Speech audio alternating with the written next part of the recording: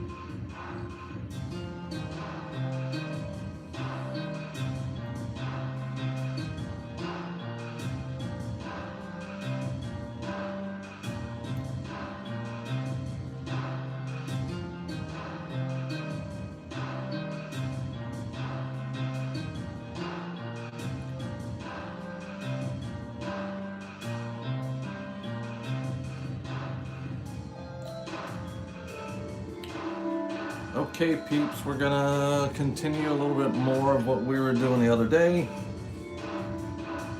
At least for now. That may change if nobody jumps on board, but we'll see what happens. So basically what we were doing was, what's up, Bob the Tomato? $40 minimum bid guarantee for a character of your choice. What that basically means is we'll put it at auction for 40 bucks. If you say Spider-Man, for example, you're promising a minimum bid of 40. We will put it up for auction at the end, or when I'm getting close to finished. Somebody can, quote unquote, steal it from you. To be honest, it doesn't happen very much. What's up, Kicks? I've only seen a couple times where people have been like, I gotta have that one, and they try to swipe it from somebody. More often than not, it just ends up. Yeah, same for you, bro. Hope you're well.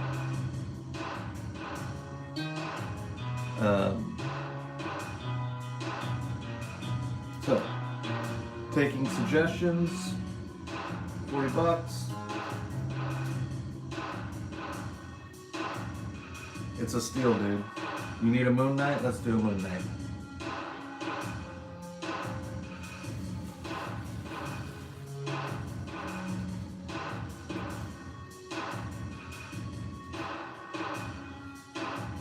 I like me some Moon Knight.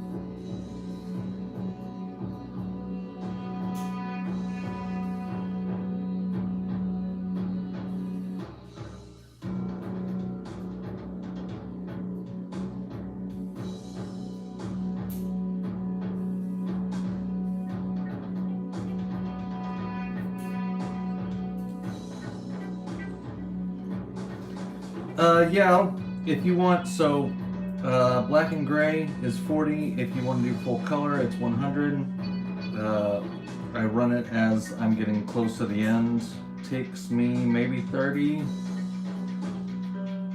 So somewhere around there. You can put a pre-bid in to guarantee your minimum if you want right now, man. And then worry about results after.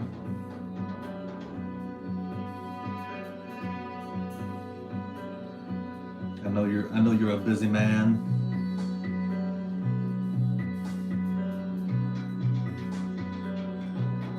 Thanks, homie.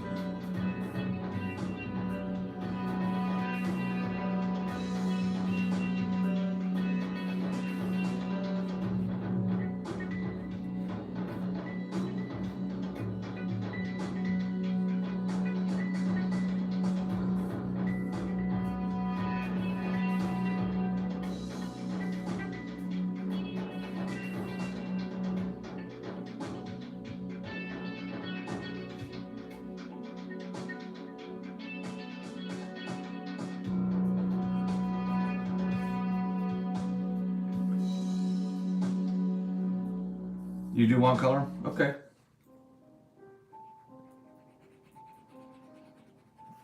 Easy adjustment.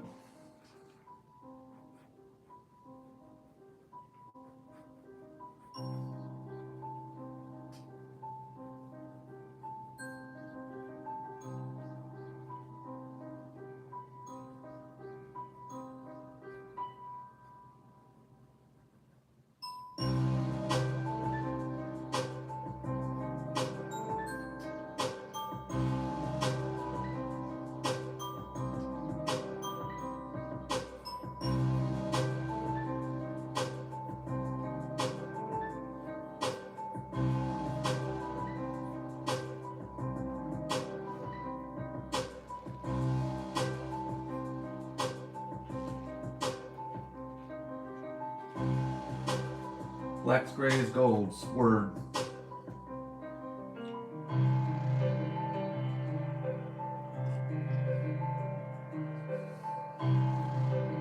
That I can do. That I can do.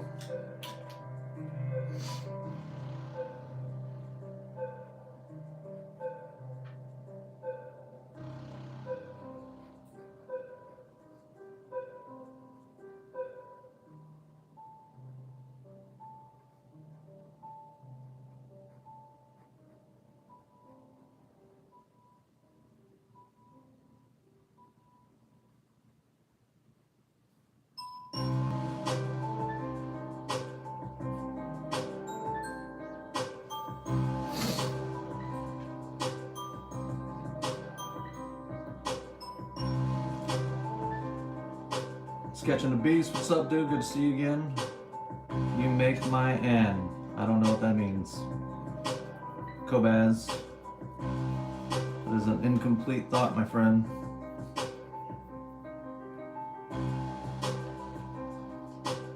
I'm sure a good one deep down. Deep down inside, it probably felt like a great thought. Tried to translate it to text, it did not work out, my friend.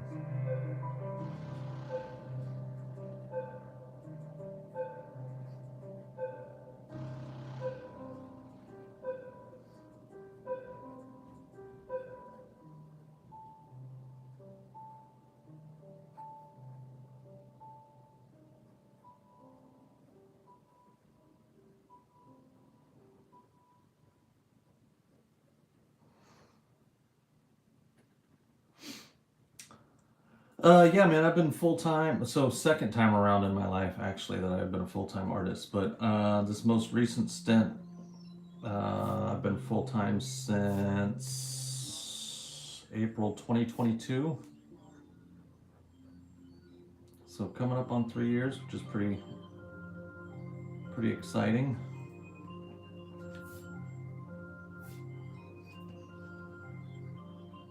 That foot is too big, dog. Your foot too big, dog.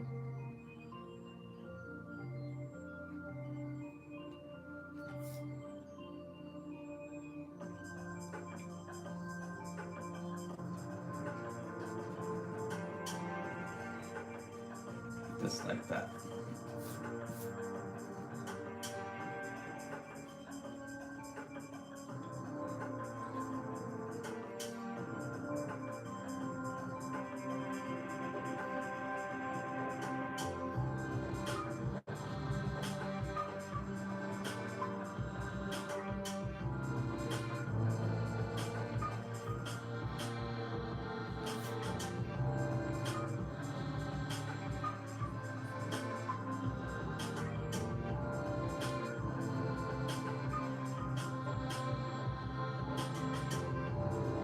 I'm definitely older and wiser this time around.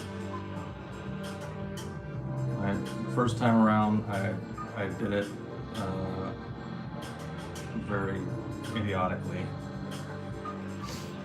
So I don't see it being a problem this time.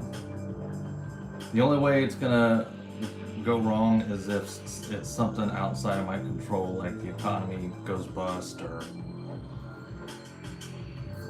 people stop spending money on art or something like that, which is fully possible. You know, I'm not scared of that if that happens. Obviously, that's not the ideal, but you know.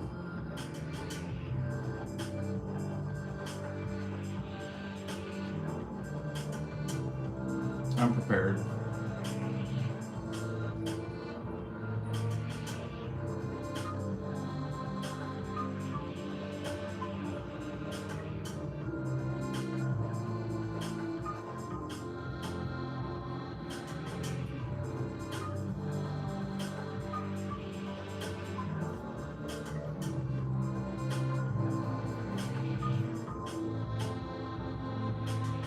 Full-time art talk right now? We can talk full-time art talk.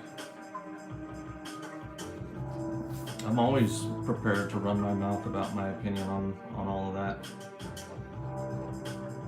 Just got an argument on Instagram with a guy about stretching your own canvas versus buying your own canvas, and the cost benefits difference and all kinds of other garbage. And you know, I feel very strongly sketching the beast. So basically what happened, my poor regular followers that have heard this story so many times, sorry guys, you can bounce if you want for 10 to 15 minutes if you don't want to hear this again. I'm sorry. No, you're good, dude. I don't mind telling it at all, because I think it's for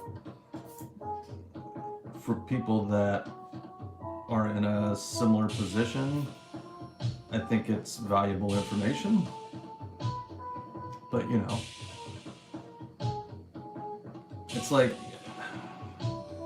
people that get crazy tattoos and then hate people asking about their tattoos. It's like, it just comes with the territory, dude. If you're gonna be in this game, if this is what you're gonna do and you want to have any success at it whatsoever, you gotta be prepared to say and answer the same questions over and over and over again. What tools do you use? How did you start? How do I start? What should I do? All that stuff. So the first time around, I had no plan.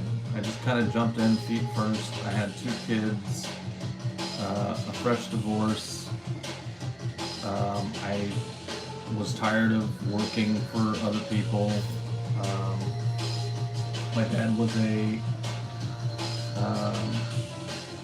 pretty high-level business consultant, so he used to, I mean, he just grinded business sense into me when I was from a very young age. Okay, so R.I.P. Pops.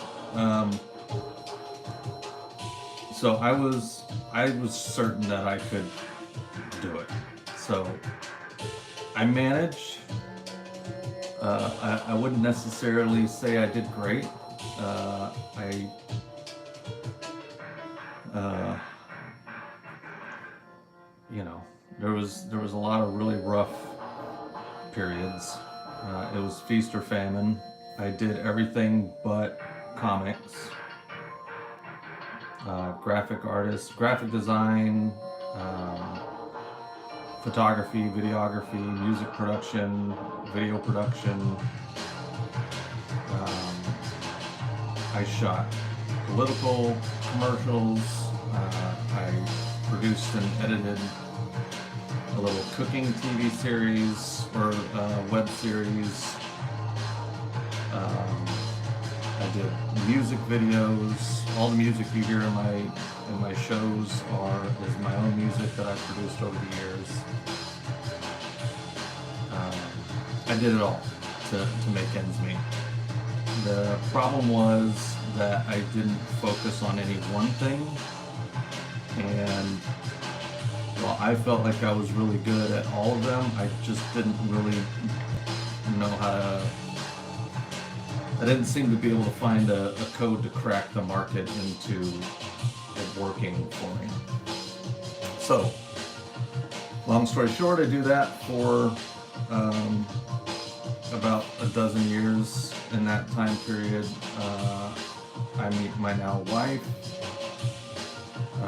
My kids get older.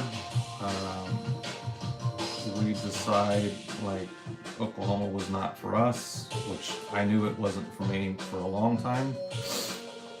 So my kids got old enough that it was like, oh, I can actually maybe get out of here and try somewhere different.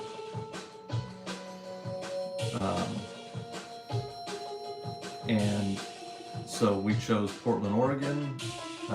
We moved out here, and I thought I was going to start my art career back up, but man, once I got here, I was just like, I don't think I can do it, man. I was so fried. The whole process of starting from scratch just was like, I was over it, man. And to be honest, I wasn't even sure that I was ever going to get back to it. But whatever, lo and behold, I eventually, I find food delivery, which I know that sounds super weird, but when you go from constantly grinding and struggling to make a buck, to, oh, I just have to turn this app on and drive as much as I want and I can get a couple $100 by the end of the day, like, it was heaven.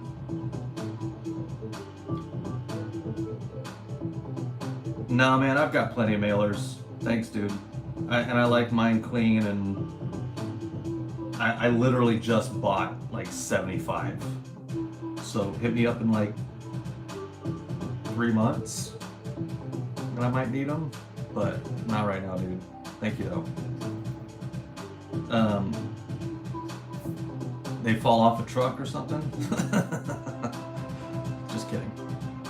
So anyway. So it was just awesome, like, doing it that way, or having instant money and paying off all my debts. And I mean, it was an insane grind at the time. This city is very expensive. In no way, shape, or form were we able to live cheaply.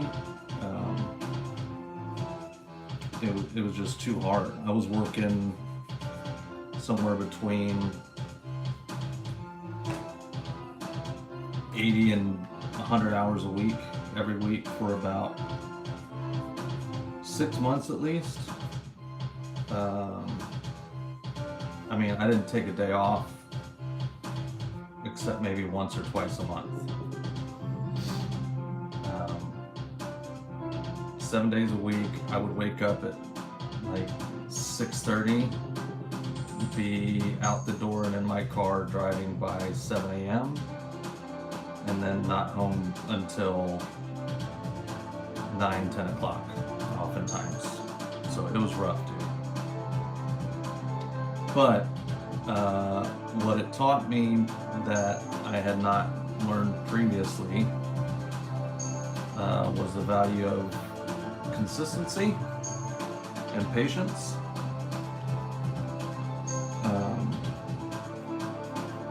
Because all of a sudden it was like, oh, like if I just do this one thing long enough, like at some point things start to click. Was more or less how it worked for me. I paid off all my debts, was not only paying off debts, but like we were doing well. The pandemic was actually great for me. I made really good money and did not struggle in the slightest. It was actually a time when I thrived. So in the meantime, my wife is working on her business. She does dog adventures. We're both kind of entrepreneurial self-starters. Her business went from her making $8 to ride a bus 3 hours and back to now she has packs of 6, 8, 10 dogs every single day that she takes out on adventures all over the city. So anyway, I'm sitting there and I'm doing my driving thing and I'm doing my driving thing. I'm doing art a little bit. There was a short period where I did like the drink and draw, paint and draw stuff. What's up, Duff?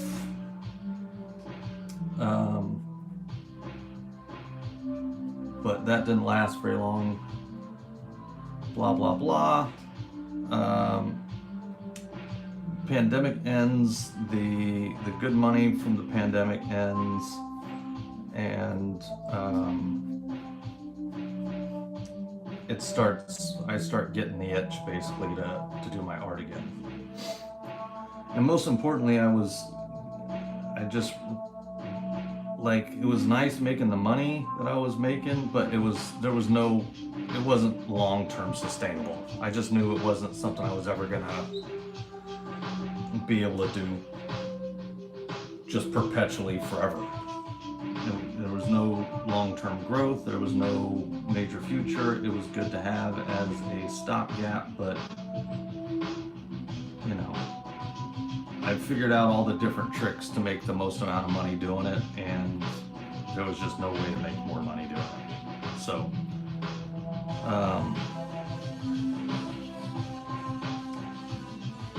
in the meantime, I basically go, as what happens when you're driving 50,000+ miles a year, you get a couple tickets. Some car accident stuff happened, none of which was my fault, but seemed to kind of always end up costing me more money on insurance anyway. I had one particularly bad day where money had been kind of shitty, and I remember I wasn't driving the most cautiously. I caught myself not driving most cautiously, started correcting that uncautious driving, and then somebody hit me. Took me off the road, totaled my car. The second it happened, I was like, that's it, I'm done driving. I knew I was done driving the second it happened.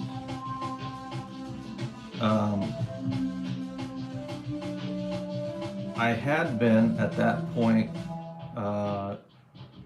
drawing and posting my work online on TikTok for a year at that point. So before the car accident, February 2021, I started drawing every day for 30 minutes a day um, and posting that work online. So I would draw live, and then I would post the final results on my socials, TikTok, Instagram, whatever. My first subject matter at the time was tigers, so I drew a tiger a day every day for 30 minutes. Posted the results. Great, awesome, cool, whatever, right? No big deal. Started getting a little bit of attention. People were attracted to the fact that I would use reference drawings, but I would draw straight to pen. So I would look at a picture of a tiger and I would go straight to pen and draw the tiger, and it would turn out okay. It was good. The average person looks at stuff like that and they're just amazed. But as an artist, I'm kind of like, it's okay. But I started to get some traction, and then people started making requests. They were like, oh, hey, can you draw a moose? Can you draw a Quetzalcoatl, whatever that is? Can you draw a Gila monster? Can you draw this? Can you draw that? Whatever. So I started taking requests, started building some traction with my fan base. I'm still driving at this point, still doing deliveries. And then somebody kind of goes, hey, can you draw a Ninja Turtle? Or can you draw Venom? I was like, well, can I draw Venom? Well, yeah, I can draw Venom. So I drew the Venom. It was awesome. It was super fun. And then suddenly I started, getting other requests. Can you draw a Ninja Turtle? Was the next one. That was on TikTok. So everybody started asking, Wolf, this is Moon Knight.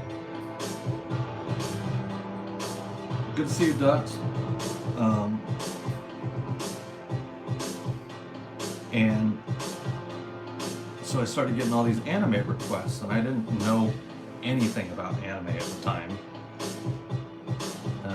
At least not anything significant.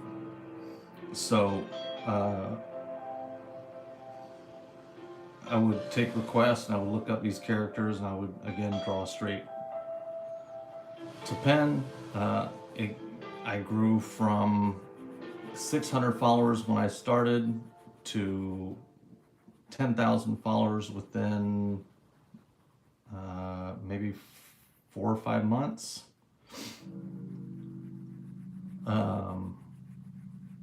Then I got some company, like my Instagram was not anything special at all. I had a couple hundred followers on there, and I'd been on there for years. But some company, online magazine, art magazine kind of thing, saw some posts that I did 6 months in, where I highlighted every piece of art that I did, and I talked about consistency and then how far you can come if you practice and whatever. And so that got posted on IG. That made my IG go from a couple hundred followers to a couple thousand, because the post did like 4 or 5 million views total. It was a pretty big magazine page, channel, I don't know what you want to call it.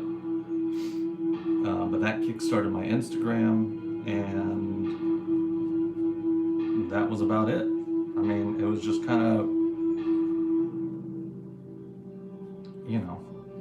practice and consistency, and just never letting off the gas, really, for a long time. I drew every day. And on the rare occasion that I didn't draw every day, I got right back to it pretty quick. So I started to get some attention and got some love, and you know, one thing led to another, and opportunities started coming, and people started making requests, and then I found Whatnot, and Whatnot was like a lifesaver, because suddenly it was like specifically people that are out to buy and spend money on art, and so hunting and trying to find clients was not as hard. Yeah, dude, people ask me all the time, and here's the thing, people, if you read my posts, I talk about this a lot, bro. I talk about the attitude shift, and like how you can't be doing it. You can't post your crappy piece of, you can't not post your crappy piece of art because you think it's not good enough and nobody's gonna like it. Because if you can't do that for your, you know, and I don't know your actual numbers, but I'm just gonna say this. If you can't do it for a couple hundred people, you're not gonna be able to do it for 88,000 people or 200,000 people. So it is definitely critical to start consistently posting, if for no other reason than to kind of build up your resistance to fear and your need for perfection.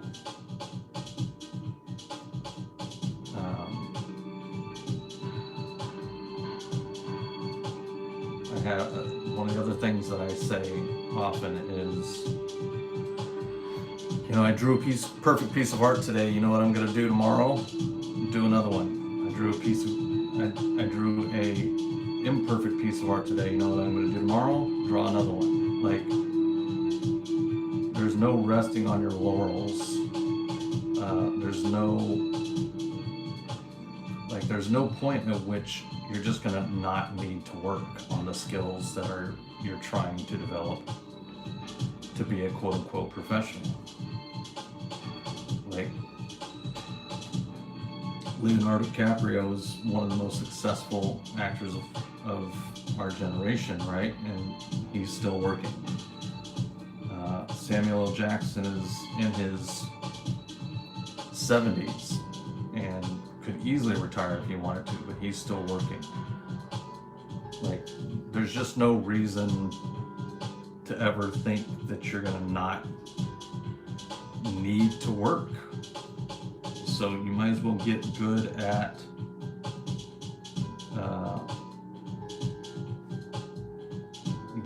working no matter what, and let everything else kind of fall into place, basically.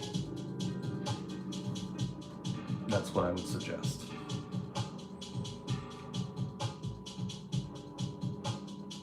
Yeah, like, post, dude. Nobody can, you can't handle a couple of haters, you know, and 9 times out of 10, let's be honest, we are hating on ourselves a lot more than anybody else is hating on us. You know what I mean? Like, we're scared, so we don't post. You know, we're terrified of the criticism, so we don't post. It's not because the world's full of so many meanies and we just can't handle it. It's like, no, like, most people will just ignore you. They're not going to go out of their way to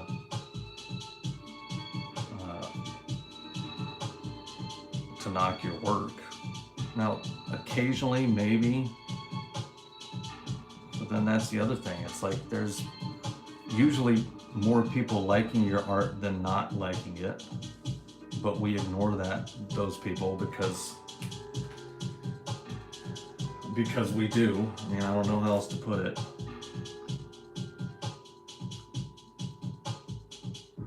Yeah, and I love started because there was a period of time where I had no haters, dude, and then they started to come out, and I was like, ah, yes, I've made it. It's like now I know I'm heading in the right direction because people are starting to hate on my work, no matter how good it is, and it's not often, but it does happen. Um, but that's like a good sign, you know. It's like, oh yeah. Um, so yeah, man, do your work, post your work, do it again tomorrow, and just do that over and over and over and over and over and over and over and over and over and over again. There's just no.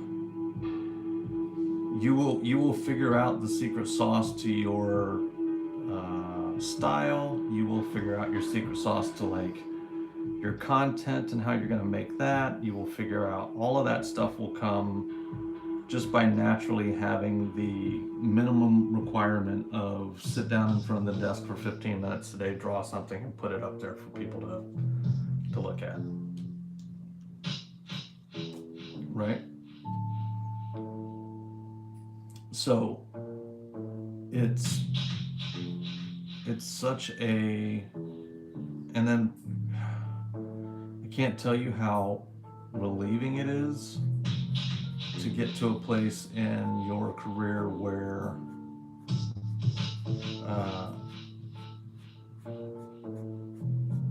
your wins and losses don't last. Like, I've had some pretty big posts, man, that have done really well. You know, my Spider-Man Electro did 3 million views. I remember my first true viral video was this Ninja Turtle piece with their foreheads overlapped in ballpoint pen. And it was 300,000 some odd views, and at that time that just was like crazy to me. But nothing happened. Like, it went viral and it was fun, and then that was it. Like, it's not like it's not like somebody came and was like, okay, you've done it, you can stop now. Like, life is good for the rest of your life. You don't have to worry about anything else. It was like, yeah, cool, but what else are you gonna show me that's gonna impress me? What else can you draw? It's like the people are insatiable, dude. And it's okay, they should be. Like, they're the ones you're out to entertain, so. But if you're not doing it for yourself for the right reasons, then like, it's just not sustainable. So, one, you have to do it because you love doing it, because you want to get good at the craft. You can't do it because you want to get paid, because the chances of that happening are just slim, and it's just not a healthy way to approach your work, because that's how I used to do it. I used to always be worried about the money. Used to always be worried about the money. Well, how much am I going to get paid for doing this, though? How much am I going to get paid, though? Because I need to get paid. And I was, you know, somewhat the right attitude. I was a single father trying to raise 2 kids. You know, I needed to pay the bills and stuff, but it was not healthy, bro. Yeah. It's the same kind of attitude as the posting has to be. Like, if you can't work when you're not getting paid, you're definitely not going to work when you are getting paid. And people think that they will. It's like, no, dude. Like, it's harder. It's harder to work when you get paid, because you'll realize suddenly that it was never about getting paid to begin with. it was about like, I don't know, getting your expression out there or mastering your craft or whatever, man. But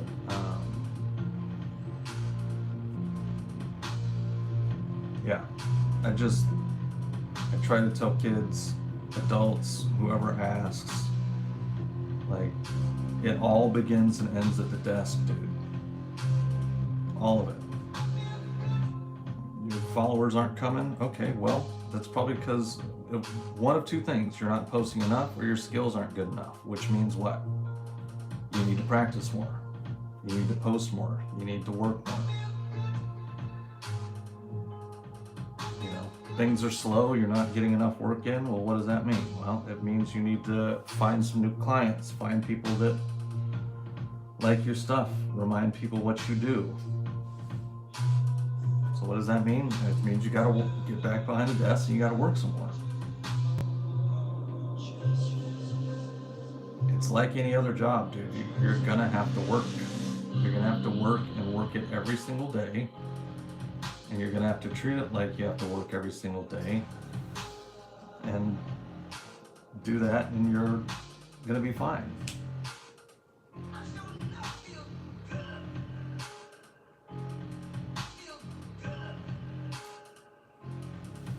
My pleasure, Ducks.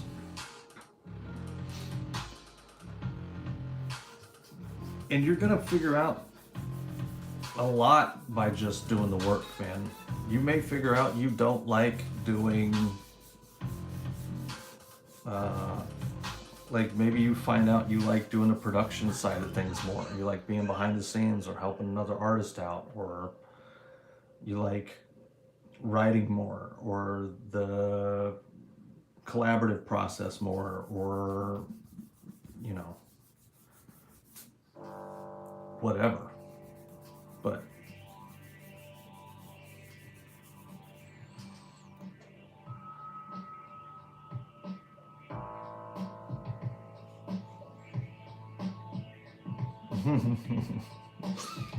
I'm glad you're digging it, CM.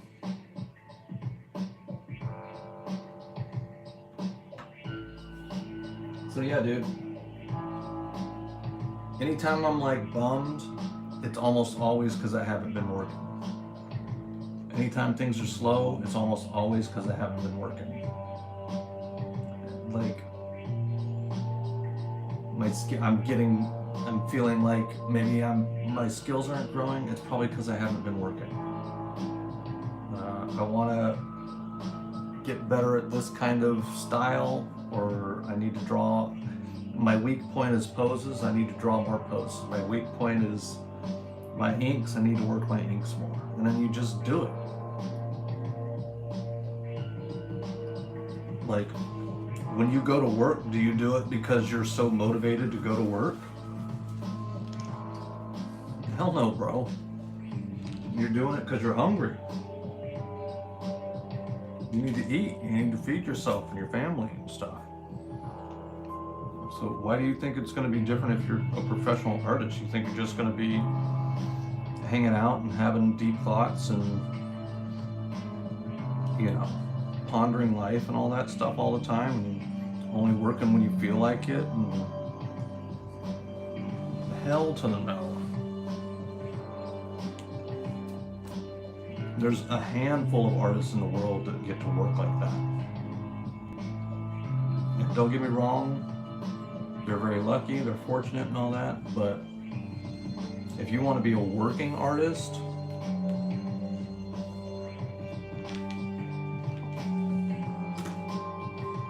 oh yeah, yours just went in the mail yesterday, CM?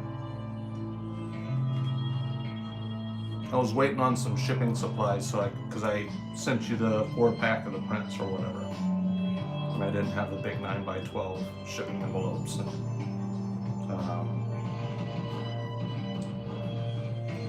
bags that I put them in.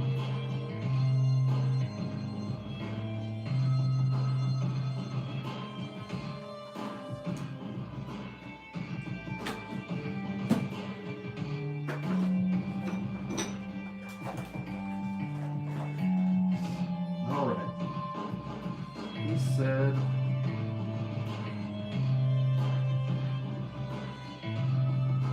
Goals.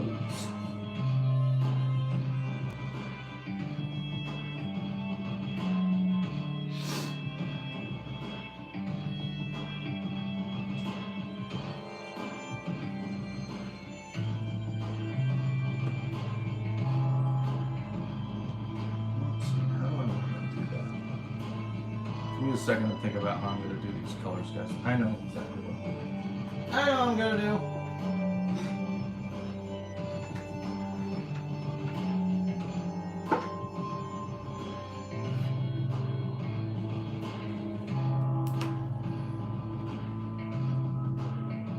Yeah, my pleasure, dude.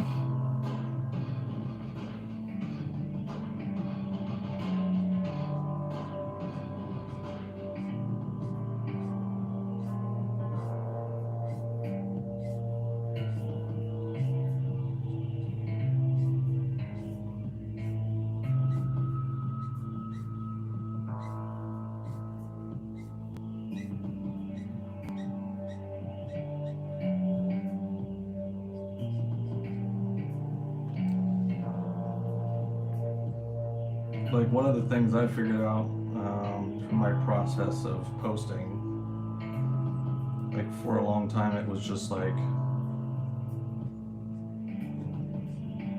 there was no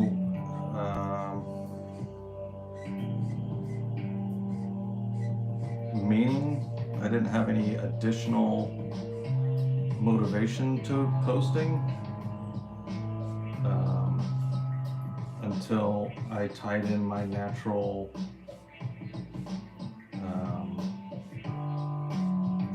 fascination and appreciation for psychology.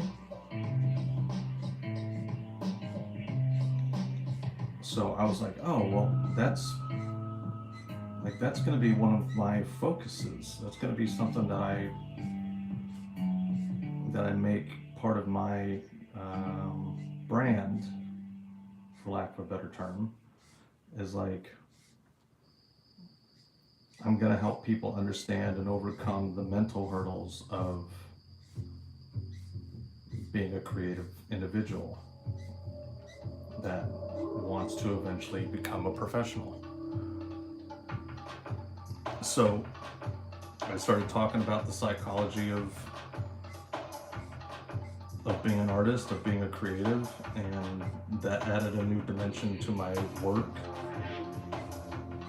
And I'm excited to see how that continues to evolve. I know it's gonna, at some point I'm gonna have a book. Like, when I come out with a book, it's not gonna be a book that's just gonna be like, this is how you draw an arm, this is how you draw a leg. Like, there's so much content out there that does that already.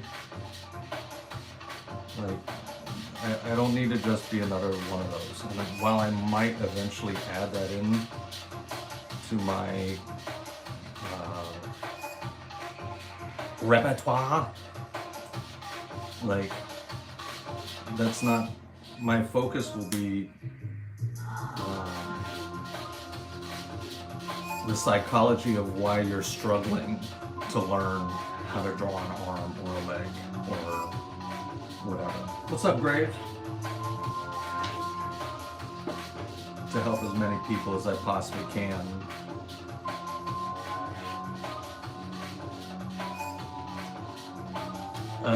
I've been really digging chatting with other artists about being at a Comic-Con in Huawei.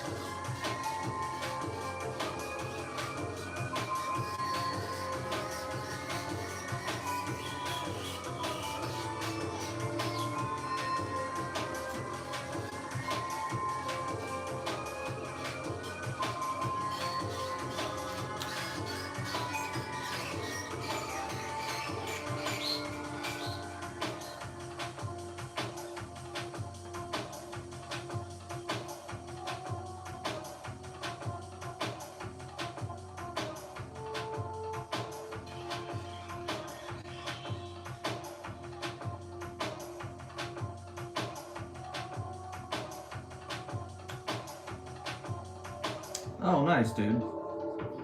Yeah, I have some pretty strong opinions about that. That I'm finally kind of modifying. So historically, I'm fairly anti-convention. They are very expensive. For me, they're not the most cost-effective thing. But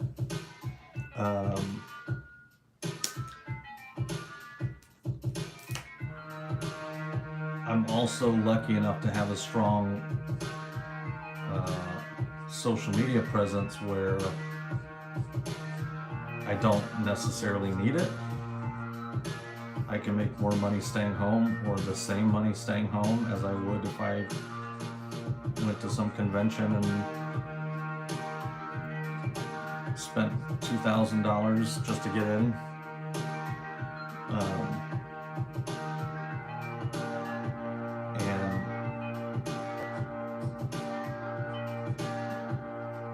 But if you don't have a strong social media presence yet, like it is definitely a good way to network and get out there and get in front of people and learn what it's like to interact with customers and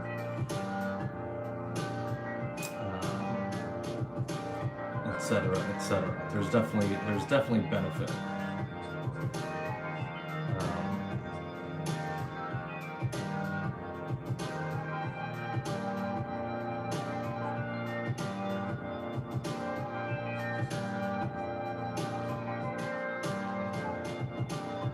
So it just kind of depends on your strategy. I've kind of changed my position strictly because the San Francisco Fan Expo that I did with 10 just recently, I kind of realized, oh, okay, like if I want to get to a certain level with getting more covers underneath me and things like that, I need the people that go to those conventions to see me. So I'm kind of coming around. I'm not looking at it anymore like, does this make me money? Does this lose me money? I look at it as, this is an investment I need to make into my long-term future, more or less.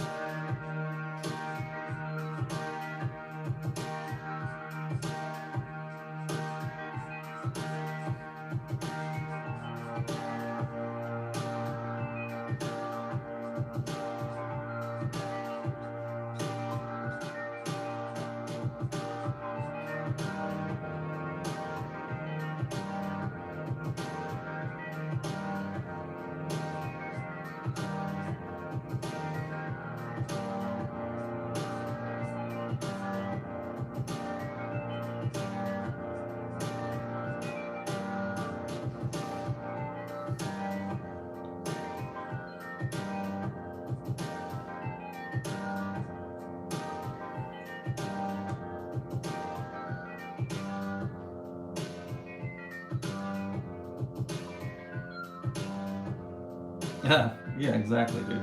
I got you, broski.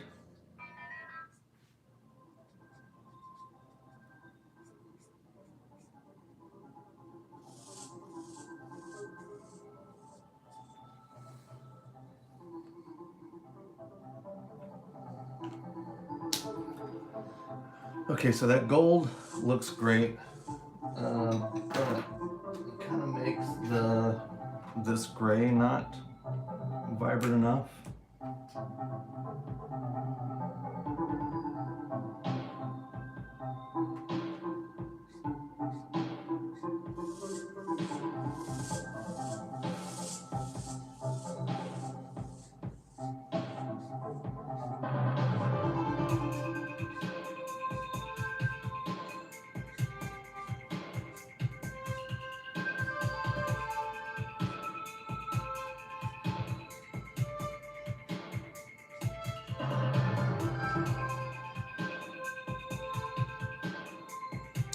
Yeah, man, as long as I see that, like, I love giving advice to people and supporting artists and stuff, as long as I feel like they're showing me that they are not trying to shortcut it. You know? Like, any artists that come to me and are like, yeah, like, I had a kid come to me and he's like, hey, long time no talk. We talked plenty of times in the past. He was like, I'm needing to start making money. You know, his family was going through some stuff and he was wanting to be supportive. And I was like, well, dude, I mean, that's a noble gesture, and I think that that's awesome that you're wanting to help your family in that way, but like, being an artist is not something you just start doing and like you're gonna be making good money. That just doesn't happen. It's one of the worst possible things you could want to do to earn a living, especially if you're needing money in any kind of speed or quickness at all, right?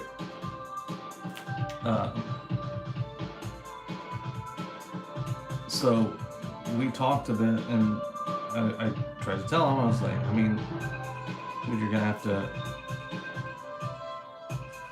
like, you haven't posted anything since September of 20 something. Like, September 2023 was his last artistic post. And he drew reference-based art, and you know, I'm not hating on him, but I was also trying to be realistic with him about his expectations, because he's trying to do this to help his family, right? Like, I don't have some secret that I can give you that's gonna make you capable of earning any kind of meaningful money in the next 6 months to even several years. Like, you haven't been working the system, you haven't been working the game.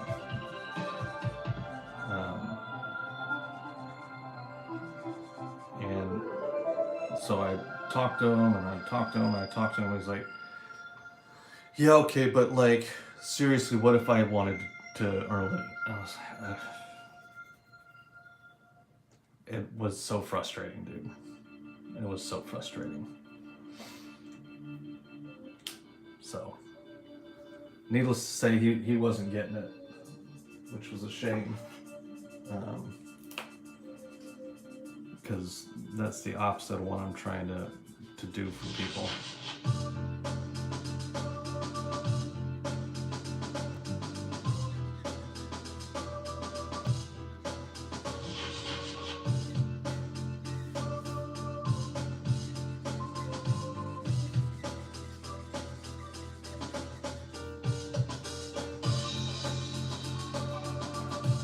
Like, the answer is almost always work.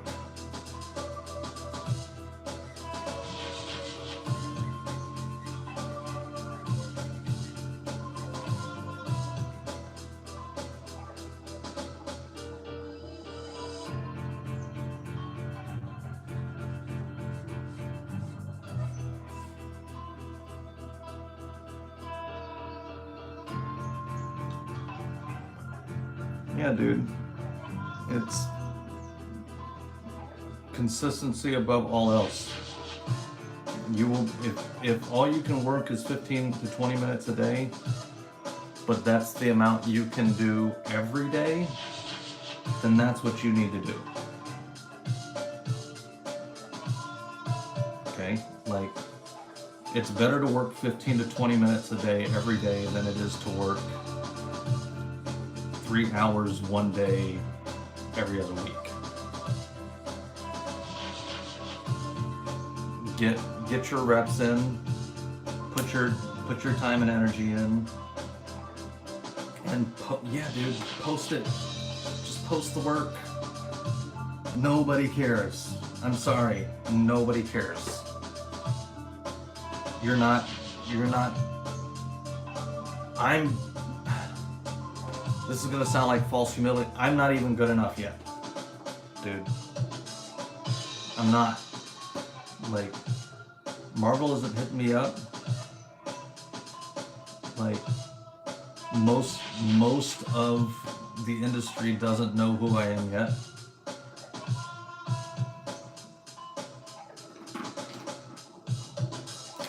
So, and I have so many holes in my game still. So, don't sweat it, man. Don't sweat the small stuff.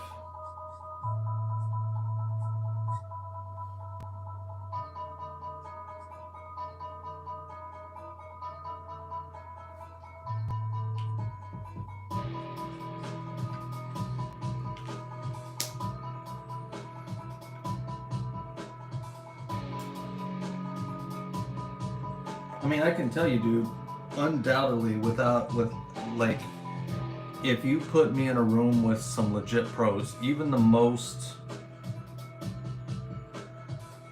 average artist at Marvel that churns out a book a month would kick my ass if I got asked to do a book a month. They would obliterate me. So, long way to go. Okay, guys, we're gonna run this. Is Kix in the room? You still in the room, boss? Let's see if he's here.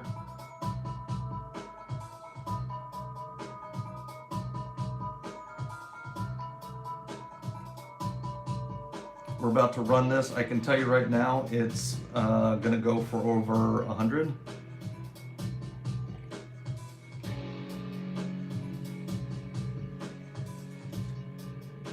Because Kix, that was the minimum bid for colors.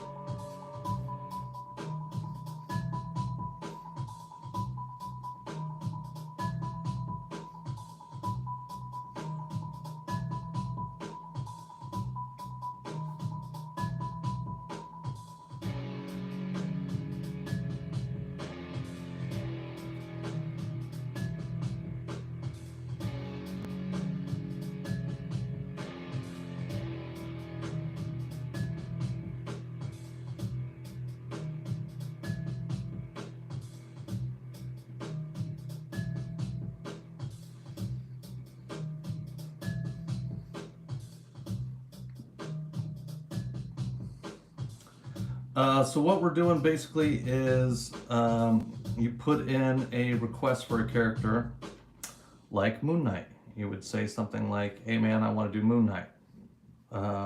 Black and gray Moon Knight is a minimum guaranteed bid of $40. If you want to do a minimum guarantee for color, that's 100. So that's what you would have to bid, would be a minimum guaranteed of 100. I put it up. You put in your pre-bid for the whatever the minimum is we agreed, 40 or 100. I finish it, then I auction it. If it goes for more, great. If it goes for less, or it should go for a minimum of what your bid was. So it's an opportunity for me to maybe make a couple extra bucks. It's an opportunity for you guys to get my work a little cheaper than I normally charge. So I do this with covers sometimes, but I didn't want to do it with covers. So the other night I did it with this and it went well, so I'm doing it again. I try to always switch stuff up, make other opportunities happen. You never know what's gonna click with people.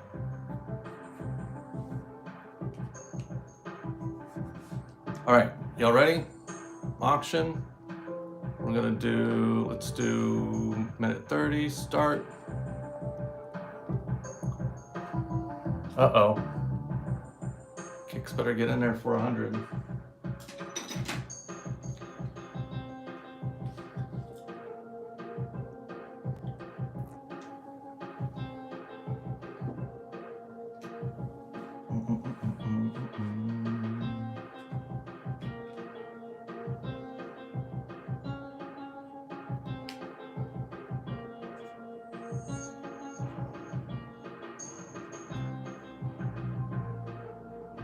Oh, why did I do 2023? That is not the year.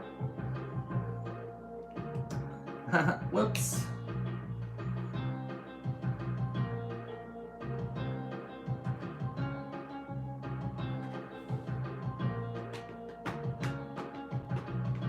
Yeah, that's not a bad idea. It's probably easier than turn it into a 4, right?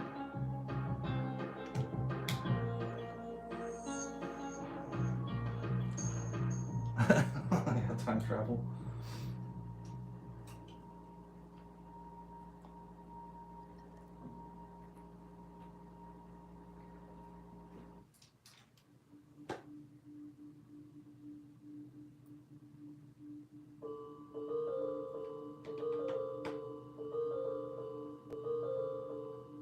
Yay!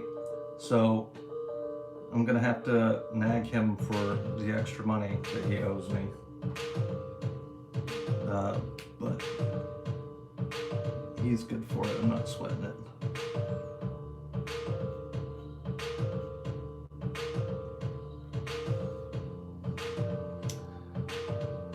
Yeah, I mean, I've got his actual phone number, so he and I will talk. Okay, so next request. Anybody got one? Minimum 40 for black and gray. This size.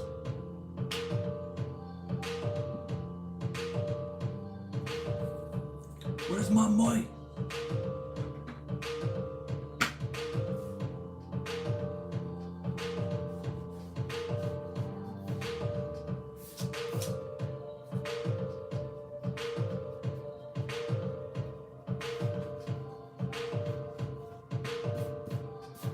No, it's a 6x9 Grizz. Just a little bit smaller than a comic.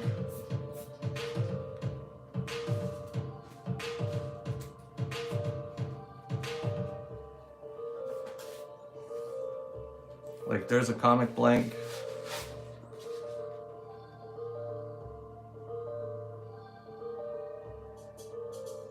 Where's my money, man? Yeah.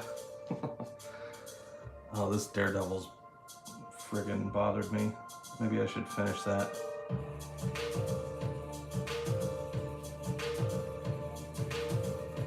I think that looked clean, dude. I like those colors. It's a little yellow for Moon Knight, but I still dig it.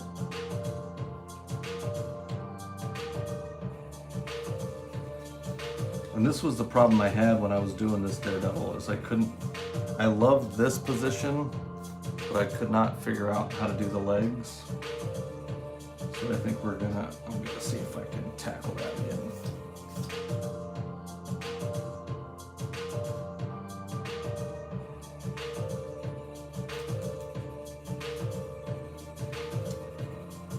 Yeah, I don't know. It's some other weird measurement, dude.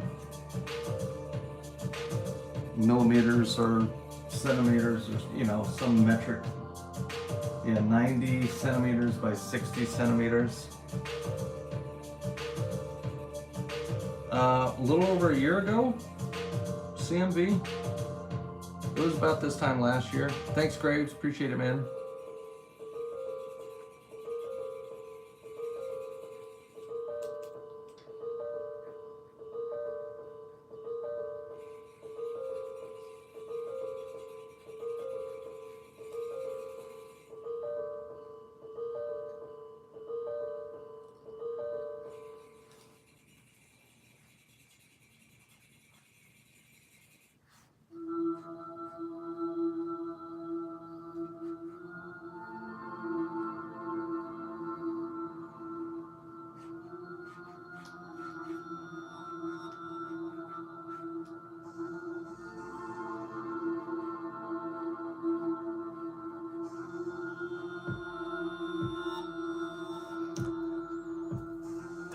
See, I keep running into this. Yeah, dude, I'm pretty sure I even mentioned that to you. Maybe I didn't. You can send it back. I can do it for you, bro.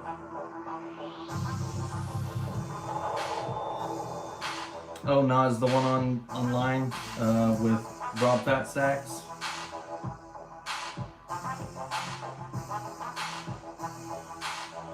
Thanks, dude. I agree. This is never gonna get done because I hate the pose. So where are we at? Any requests? $40 minimum, black and gray 6x9. Do I have to break out a blank to make that happen? Or do we need to work on some other stuff?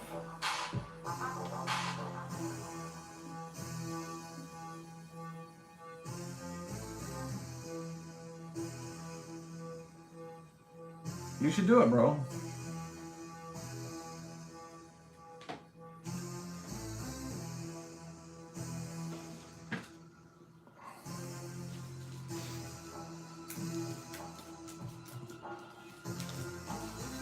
Let's see what stuff we got here. Ooh, there's a black Batman, Absolute Batman. Black Absolute Batman. Hunt for Wolverine. Immortal Hulk. Wolverine. X-Men. Rockefellers. X-Men are always good. Vampirella. Lots of Batmans. Transformers.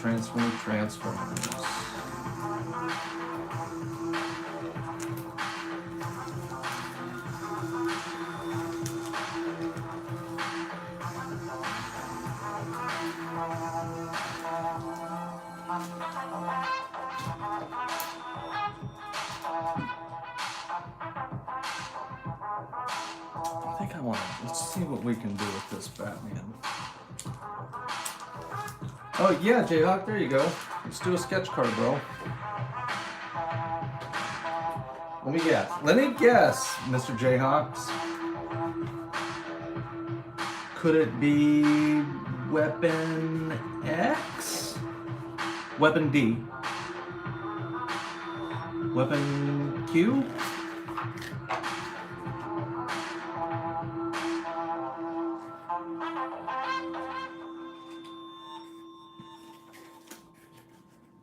No. He doesn't even like Weapon H, dude. It's one of the other ones.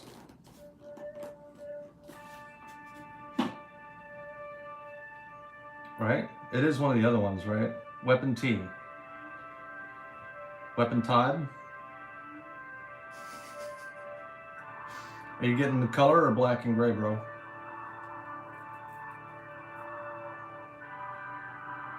It looks like a color.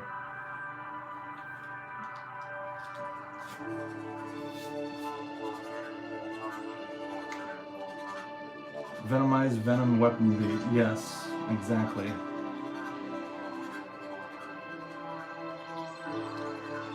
So just Weapon H, huh? You don't have enough of these for me yet? Joey holding plastic sports.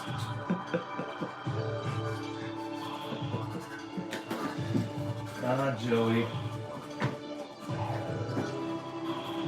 Where is Mr. Cabral?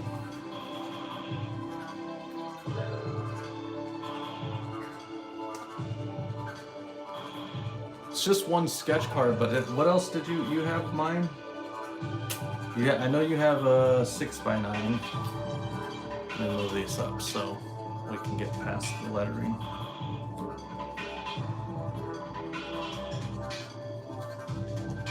I remember the one we did probably last year for 40, right? I don't remember what we did. Oh, yeah, one with the blood. You collectors, man. You guys are nuts.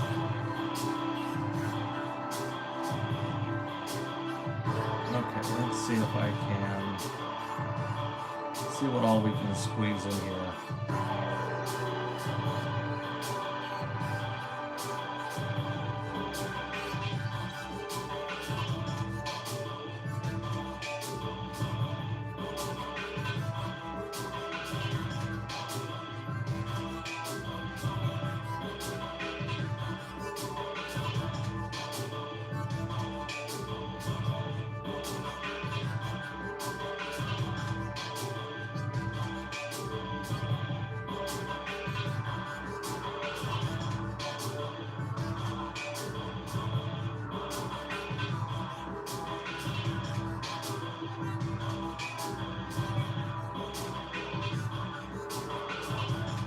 Alright, sketch. Oh yeah, Grizz. That'd be cool.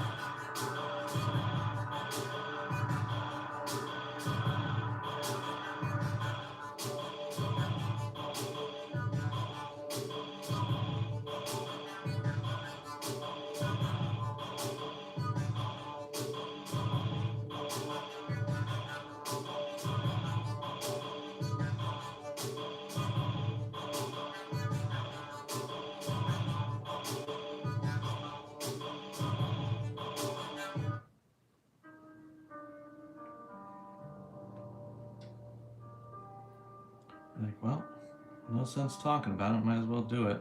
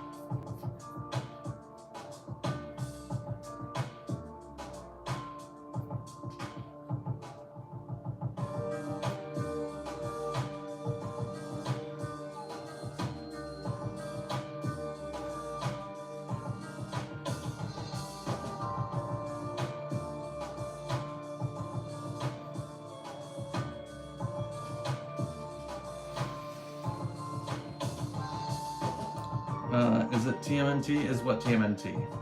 I'll be in and out of the stream. Yeah, Jean Grey, you can pick the era of the costume. And you want Jean Grey or Phoenix?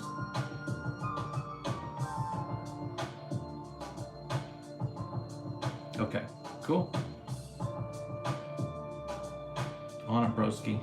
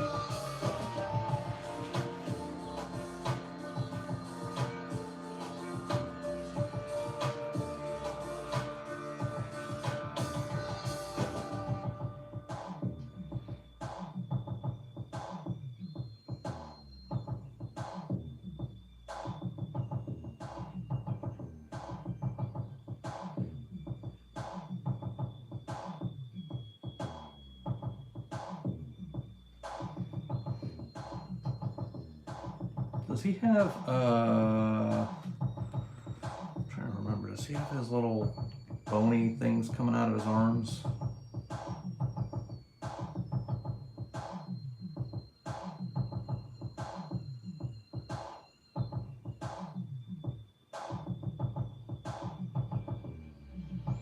Just a couple, okay.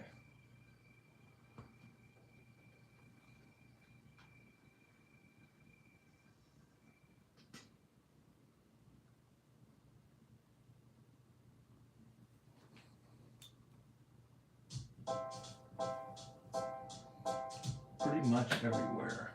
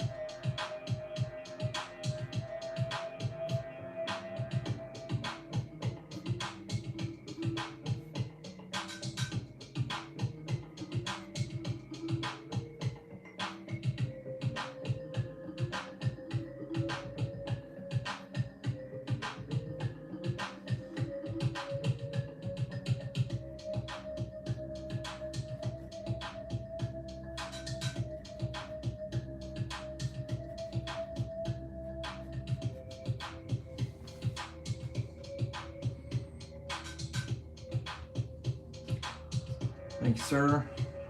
Always down for a challenge.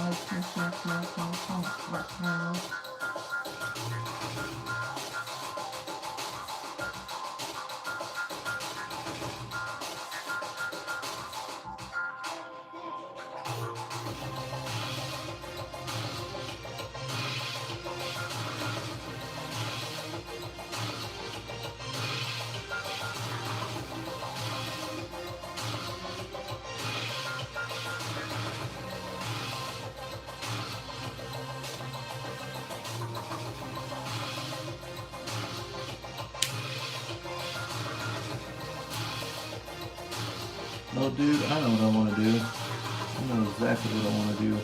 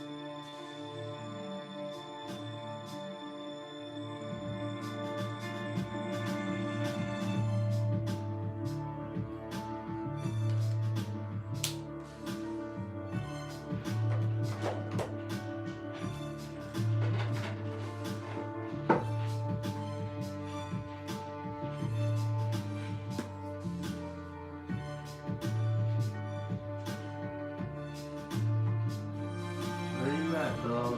There you are.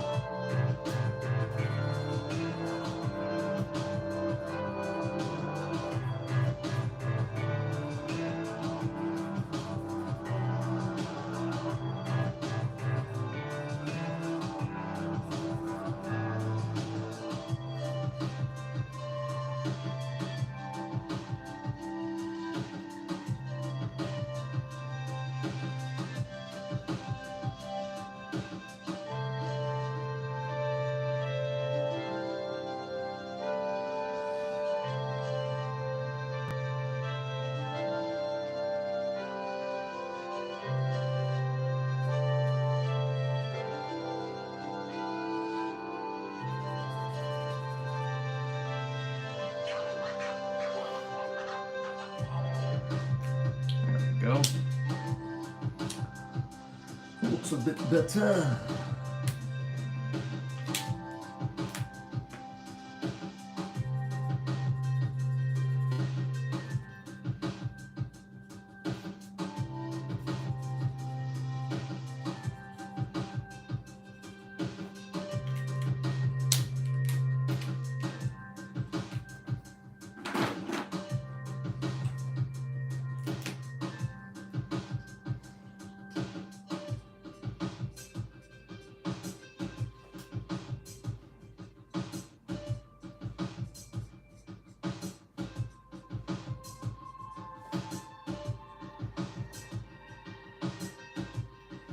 What's up, Tan?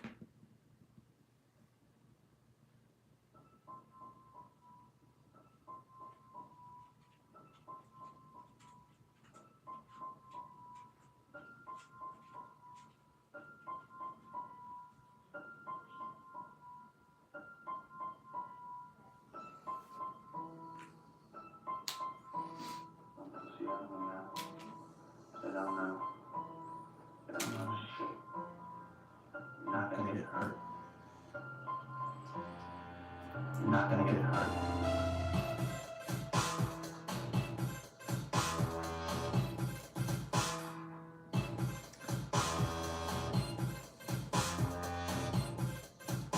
Whoop.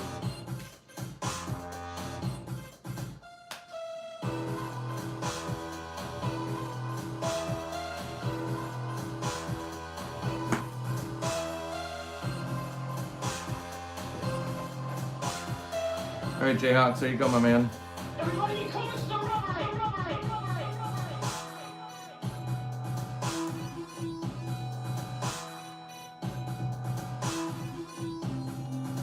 My pleasure. My pleasure. All right, everybody, this is what we did earlier. That was $100.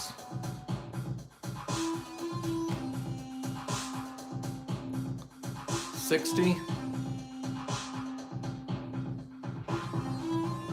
We're gonna do another sketch card for another 60 of Jean Grey.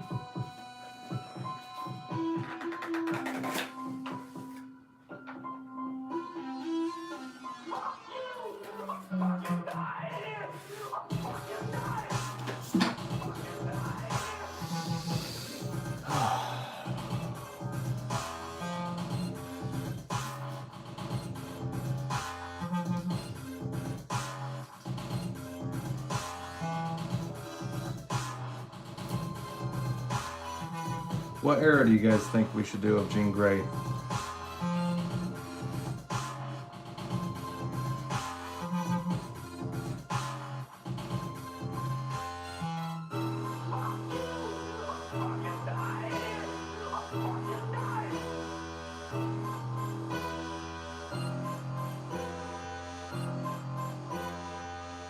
I'm kind of leaning green and gold.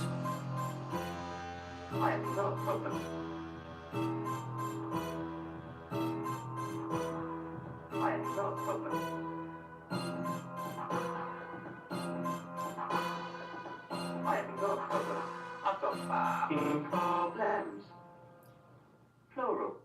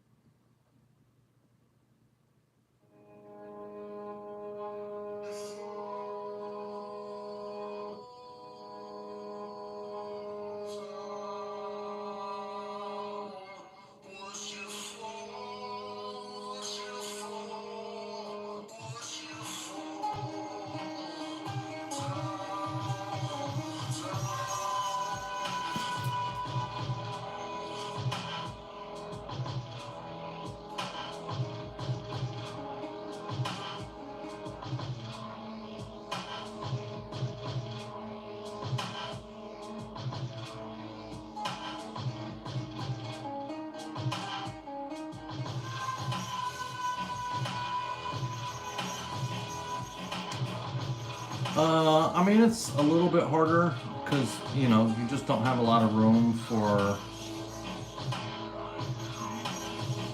You gotta. Uh, there's just not a lot of room, dude. So, uh, yes, it can be harder, but one of the things I like about it, or that I learned to like about it, was that um,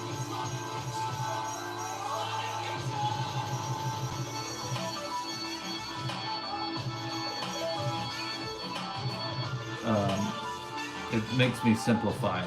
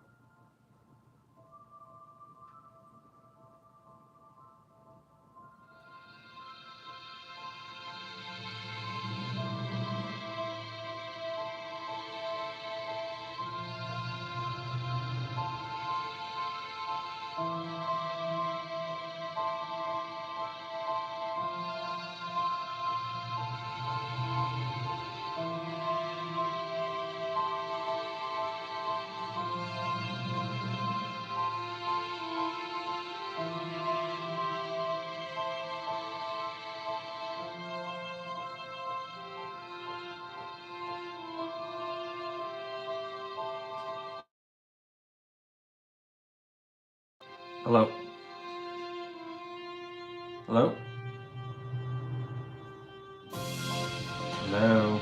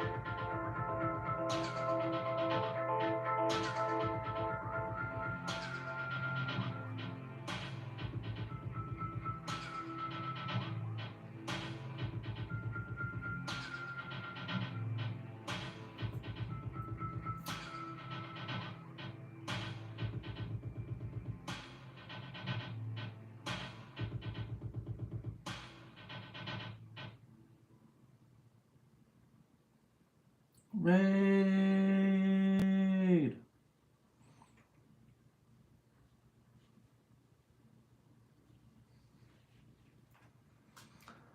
Sergonis. No, Fett, what up? Who raided me? Leno did. What up, dude?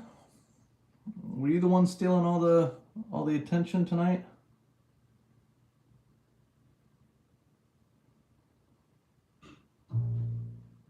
You clever devil.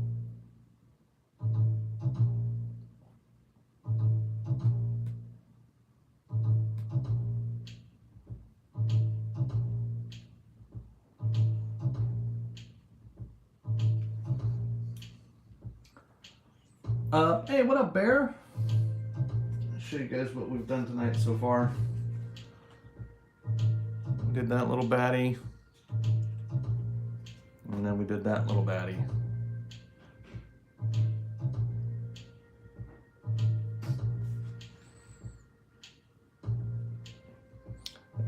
A race car driver with his logos and everything on that side is what? Bro, you a madman, son. Alright, let's see if I can pull this off here.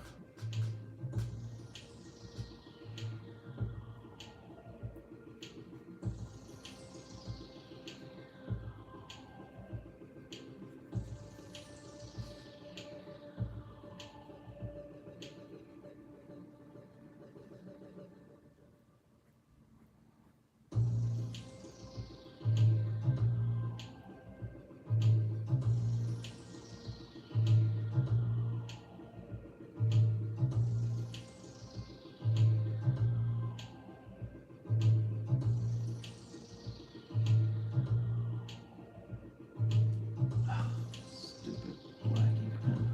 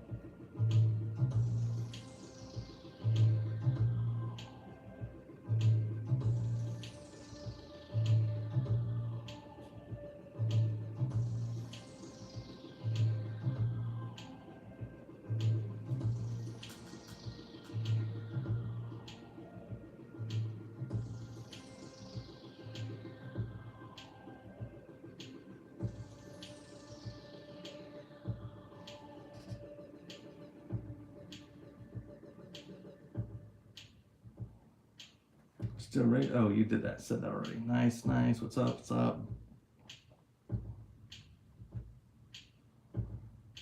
Just making sure I'm not missing nothing.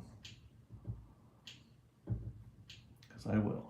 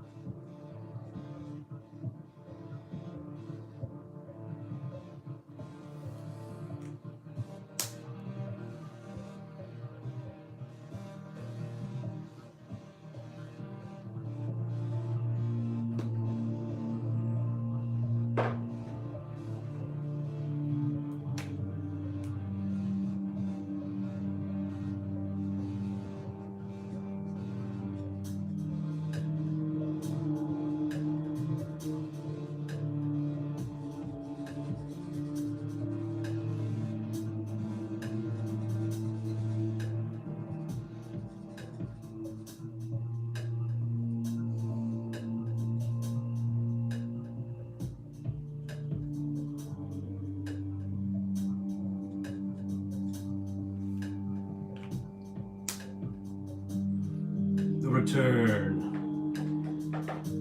It's the return. It's the return.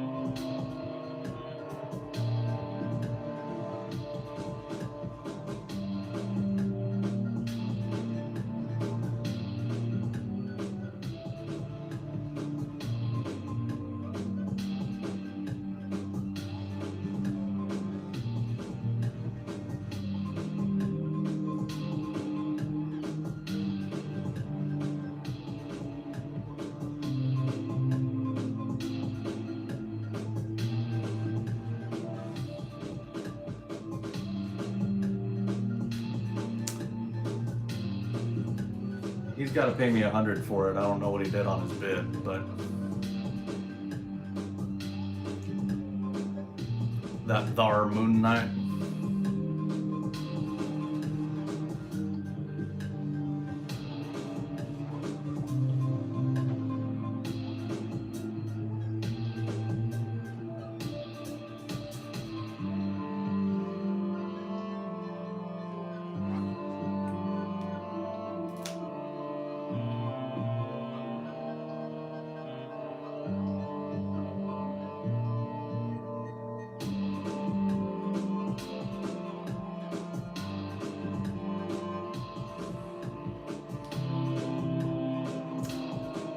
Yeah, I mean, he put in the request for full color at 100, and I don't think he did his bid right. But I'm not sweating it. He'll pay.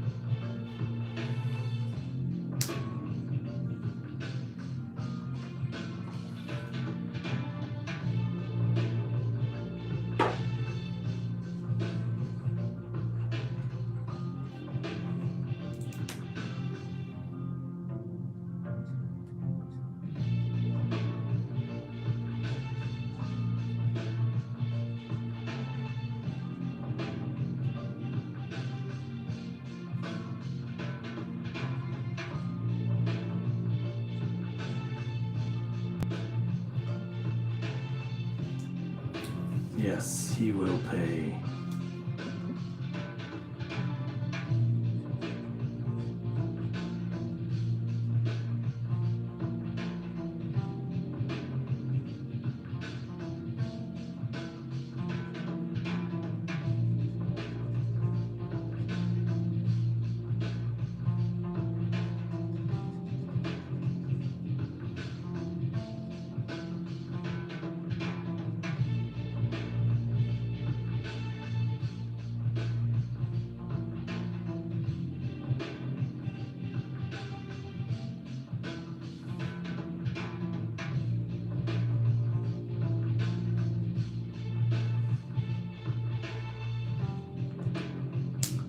Joey!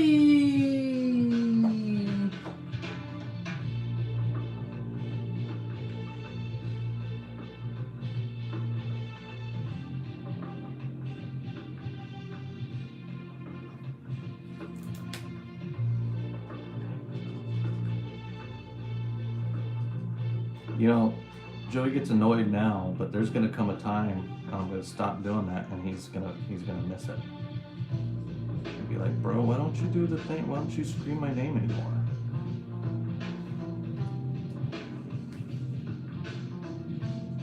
Aw, my dad used to call me pal. You're not my father!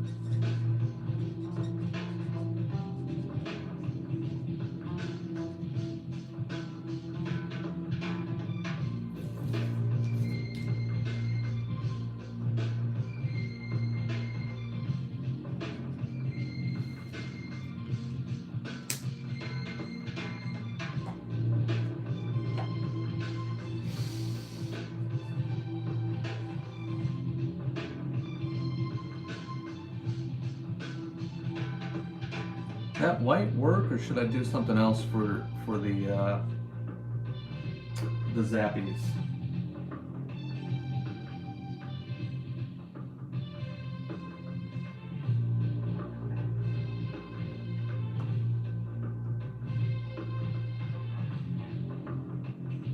Or mental zaps.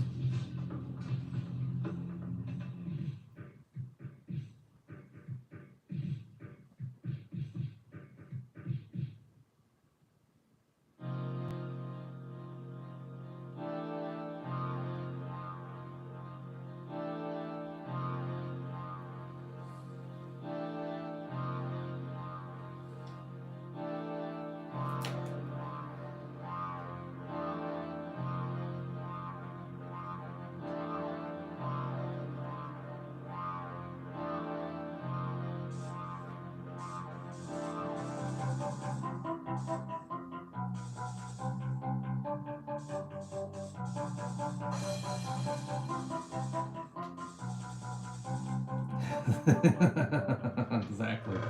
It's your ringtone, isn't it, Joe?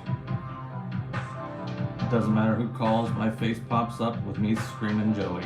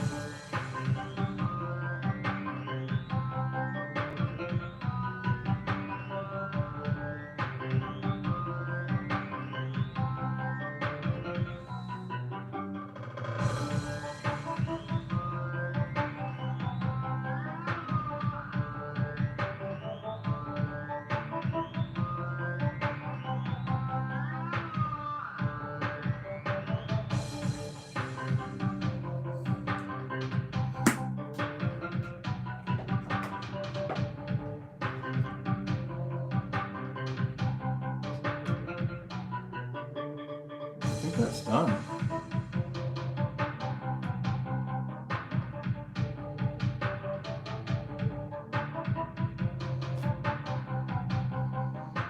Yeah, there we go. I'm glad you dig it, dude. Wanted to do one that I hadn't done before, that I thought might be a little bit underrated.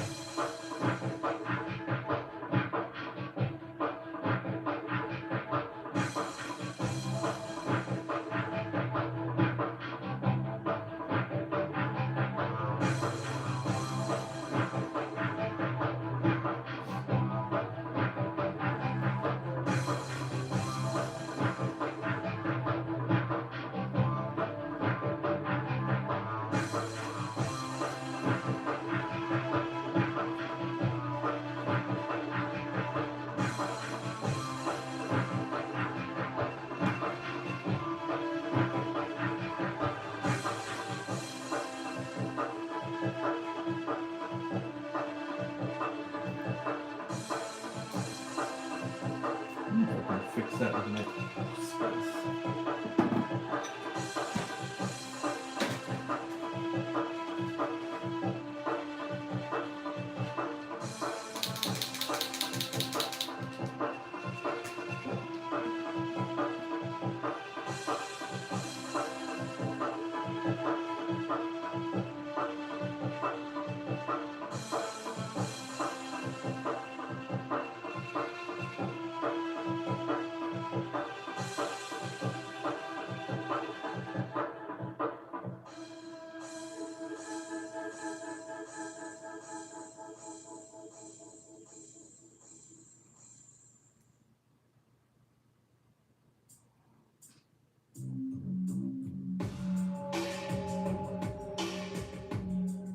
Can y'all believe Joey's gonna be here in a couple, in less than 2 weeks?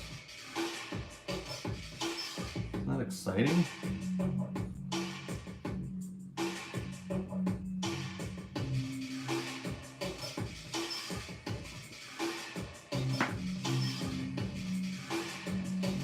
Right, there you go, broski.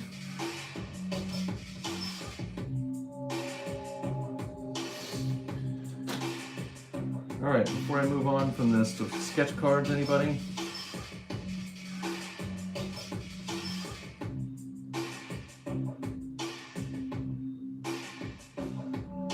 Joe Mageddon.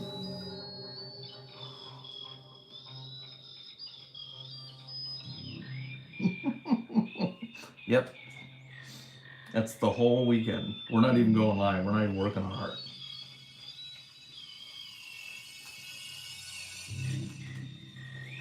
Joey doesn't know it yet, but we're not even working on art.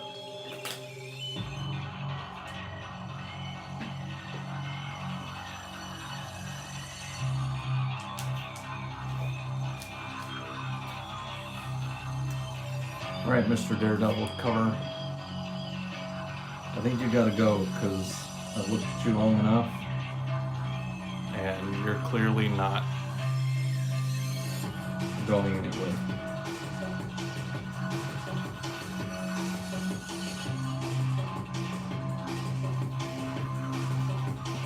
Grizz. Name should be changed to It's the Gross.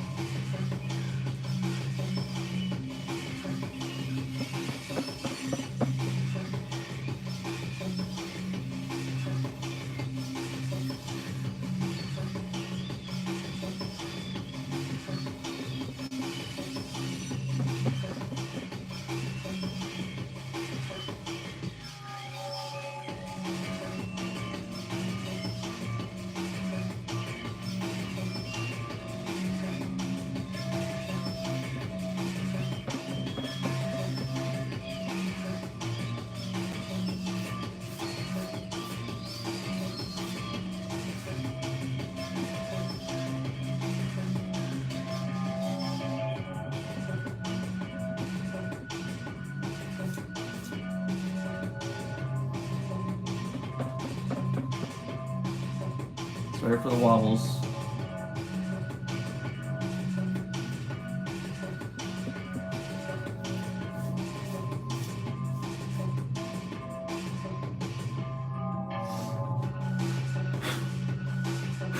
Well, I was either going to do Daredevil Elektra or Daredevil Punisher.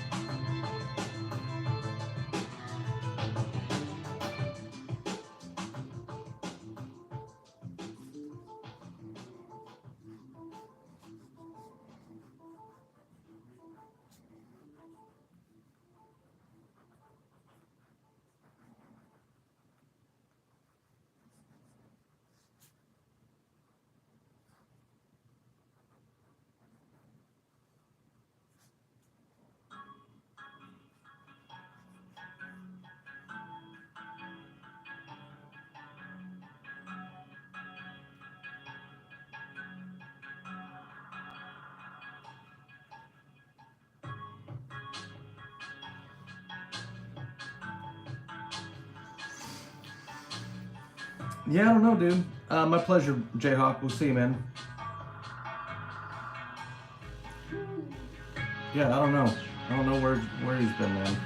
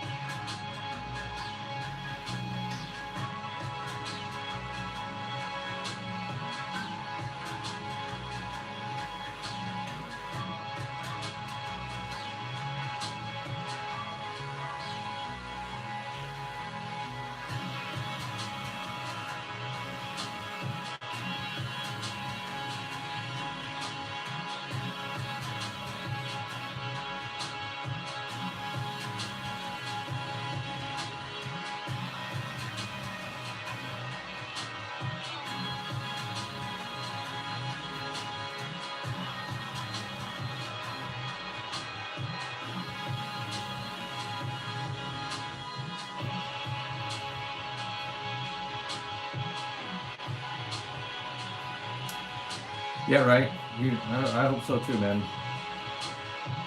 He's been pretty scarce since before the holidays, so I know he's checked in with me a couple times on some stuff, but you know.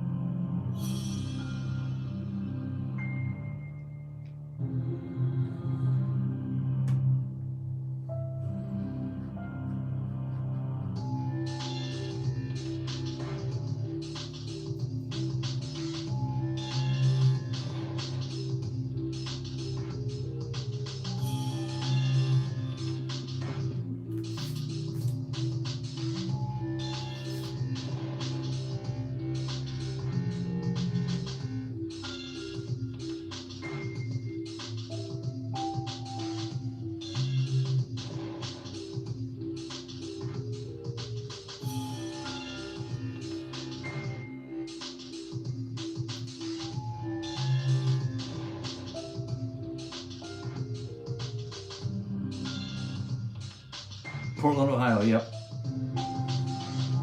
Portland, Maine. Just make sure you get the right ticket.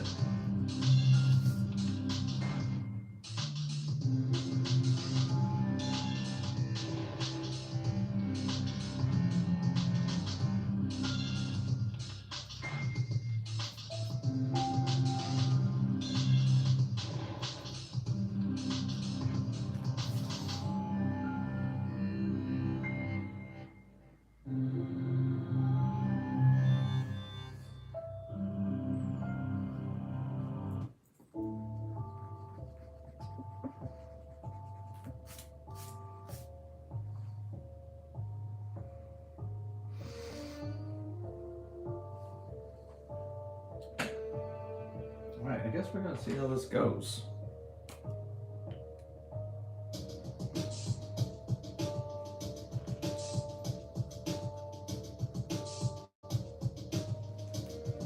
Let's do this.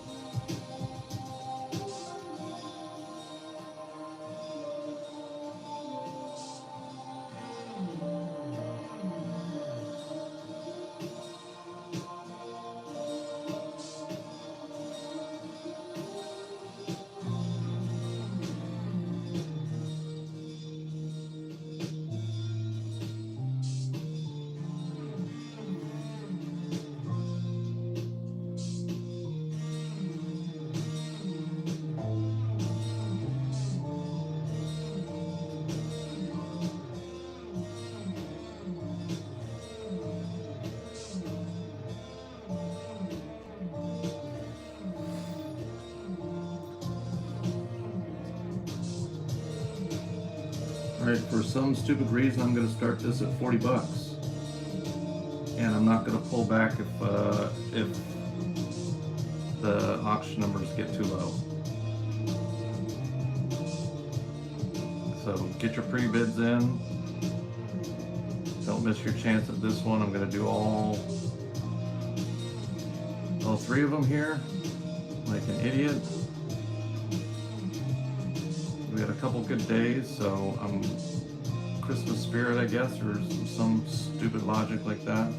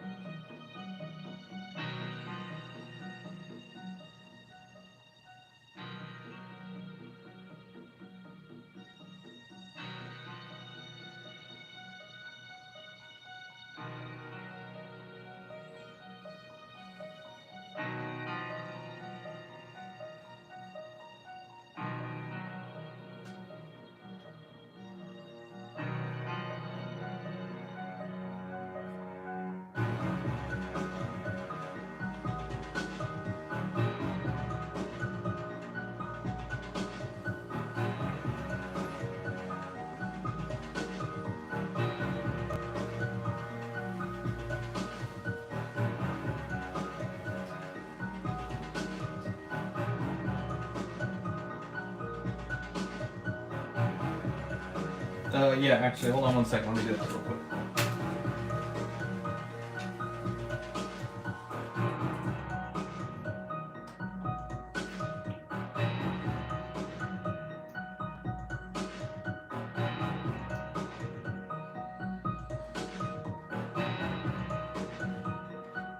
Joe, what's your email? I think I've got it. Got it? Never mind, I got it.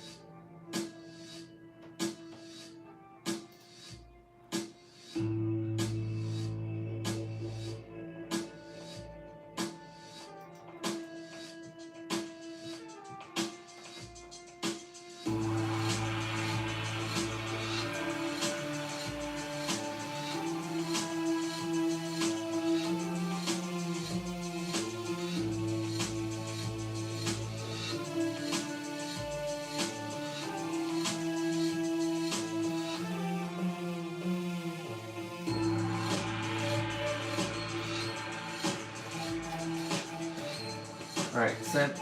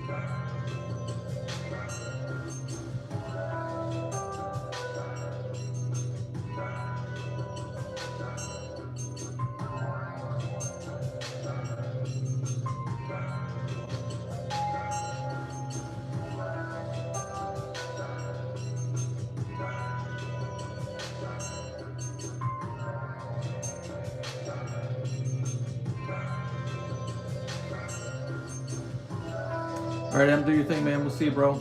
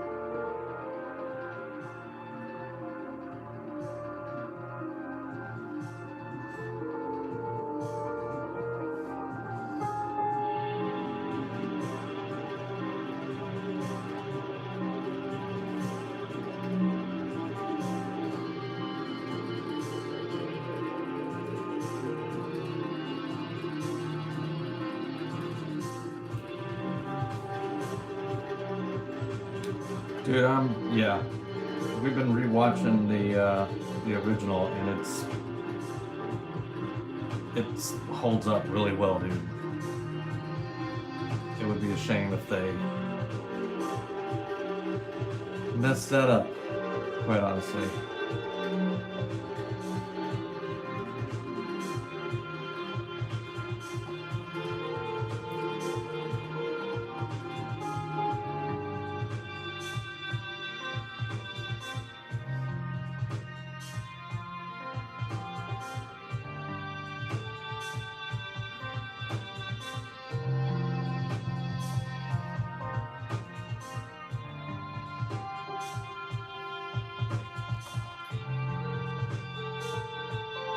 Dark Knight, this is currently up for auction, or it will be.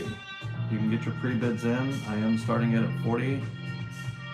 Somebody's going to get very lucky because I don't know if people aren't liking it enough, or if not enough is, people are broke. But nobody's put in a pre-bid yet, even so. But I'm not gonna pull back this time. So somebody's gonna get a good piece. I am still on.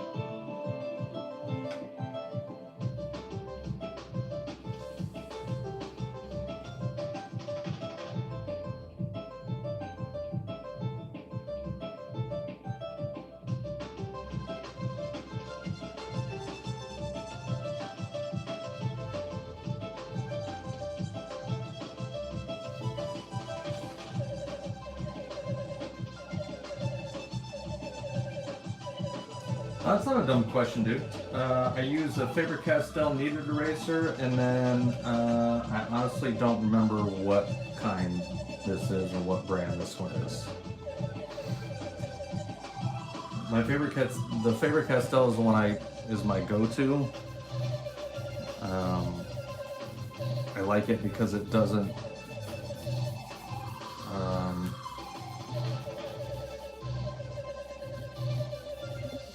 leave all kinds of shavings all over the place.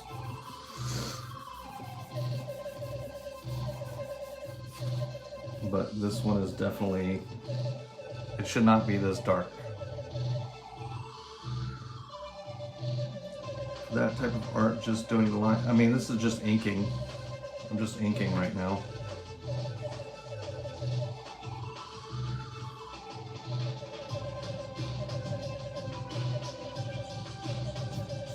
Line art.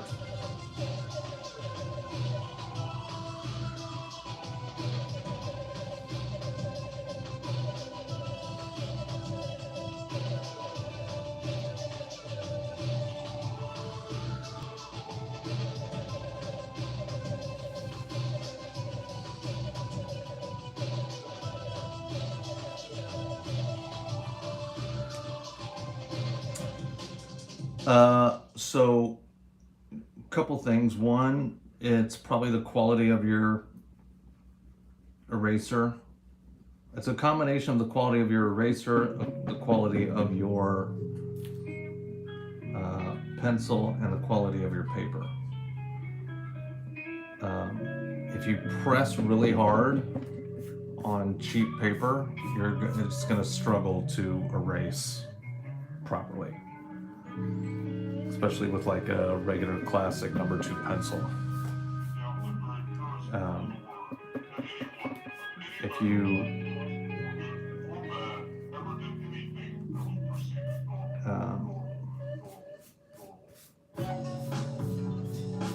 yeah, I mean that. Yeah, you got to get something that's not gonna damage the paper, but is gonna take up the pencil. And you know, they're not expensive. Like, a good eraser is not expensive and should last you quite a while.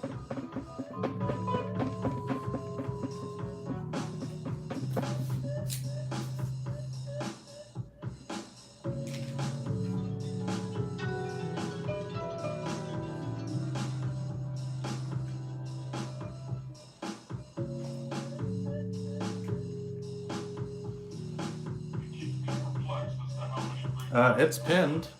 Can you guys not see it? Do I need to pull it back? I've got 3 pre-bids on there.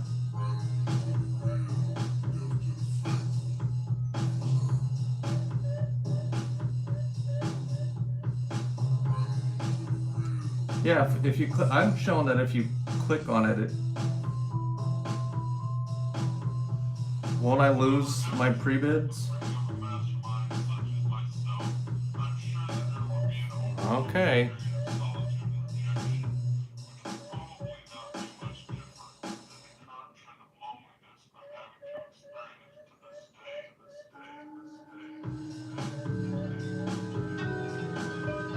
Maybe your phone's screwed up, Joe. Maybe it's your problem.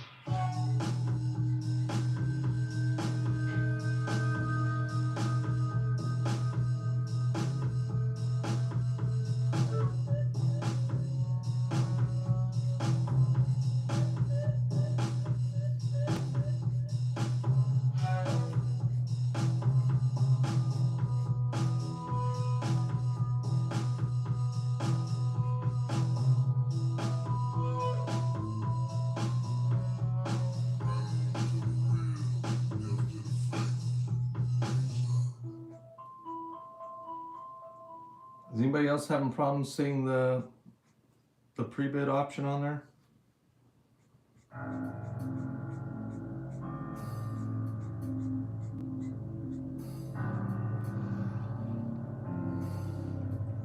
Fanatic, what up, dude? What got muted? You got muted again, dude? Why you always get muted, bro?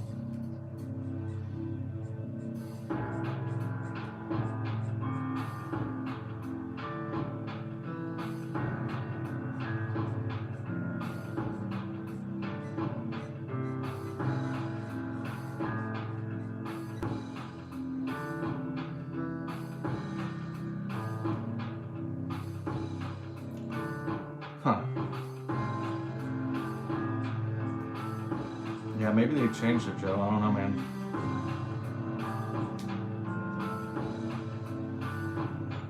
Pre-bids are starting to come in, though. So whatever the case, it seems to be sort of working.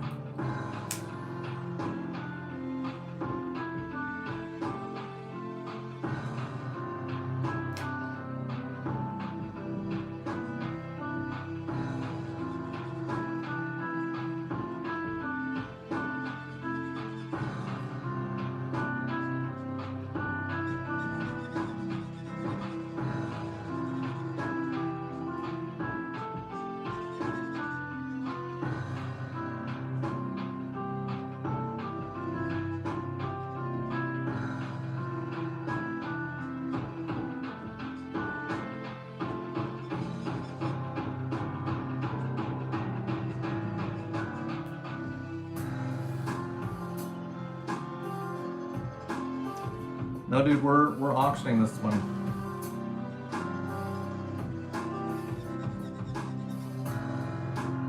Don't miss out.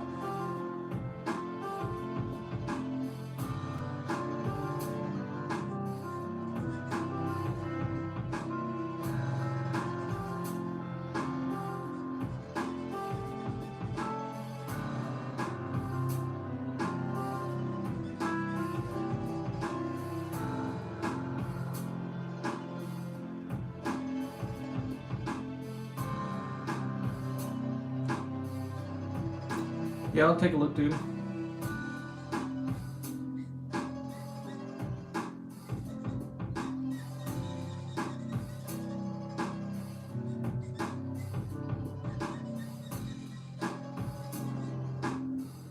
Yo, Joey's almost here.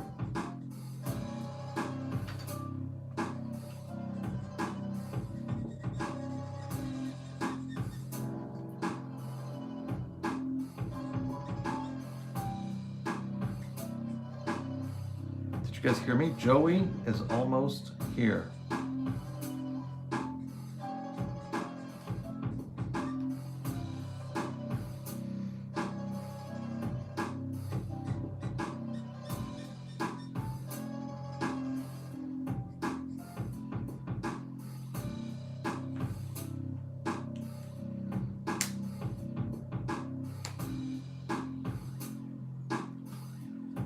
Oh, should I?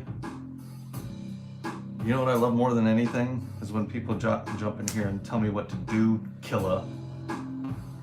Pen, which one, dude? Sorry, man.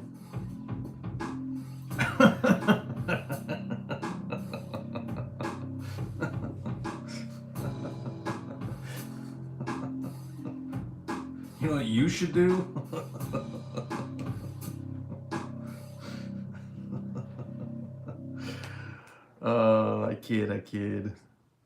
I kid, sort of. I sort of kid.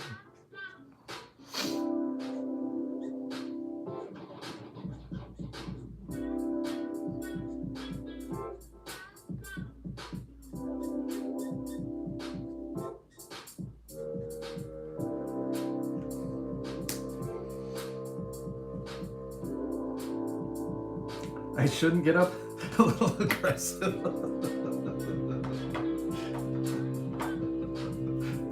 Bro, it's not any. Here's what I'll say, man, and this is not your fault or anybody else's fault, okay? You should give suggestions. I totally. There's a big part of me that appreciates it, but there's another part of me, and I'm not proud of this. I'm not saying it's a good thing. It's not something that like I can even control. There's a part of me that can't stand it. But I could be, for example, I could be like, man, you know what I'm gonna do? I think I'm gonna do this. I'm also gonna do this, but like with the X-Men. And then you come in and you say, hey dude, you should do that, but like with the X-Men. And it doesn't matter that I had the thought before. Okay, it doesn't matter. If you said it before I said it out loud, it makes me automatically not want to do it. I can't help it. It's something I have fought with for a long time. It just is what it is. Thank you for understanding. With all due respect is his line when trying to be nice and it hurts everyone he tells it to.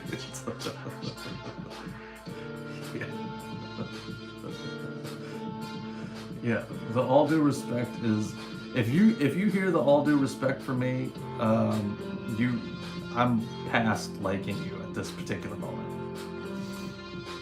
I'm at the stage where I am straight up doing my best not to completely end my relationship with you altogether.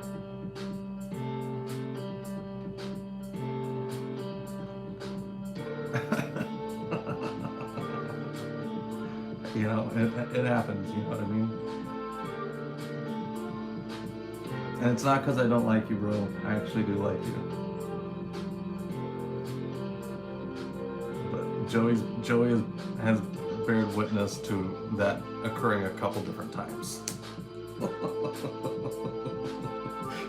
He's just, dang, dude. Sorry, man. Sorry, dude. I can't. There's nothing I can do about it. Don't. Just don't to me.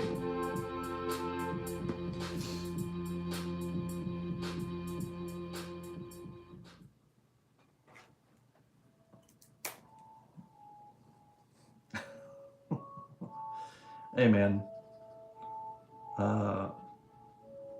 Totally get it, bro.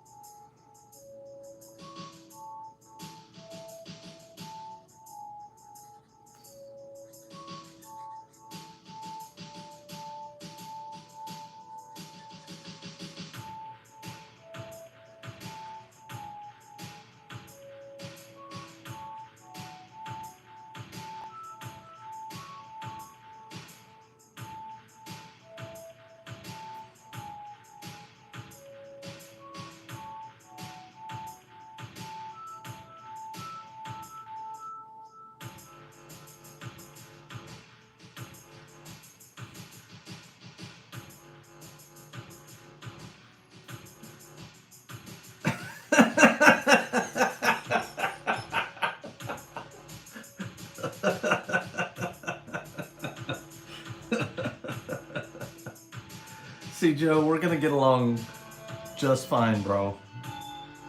No problems.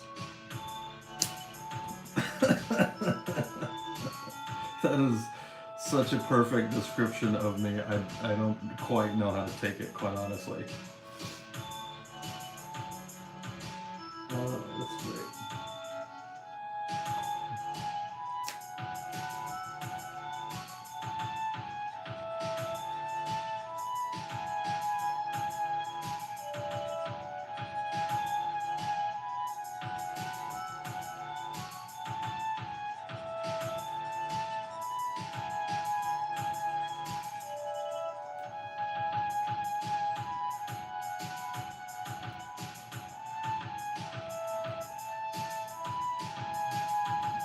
Joey knows. He knows how to do it.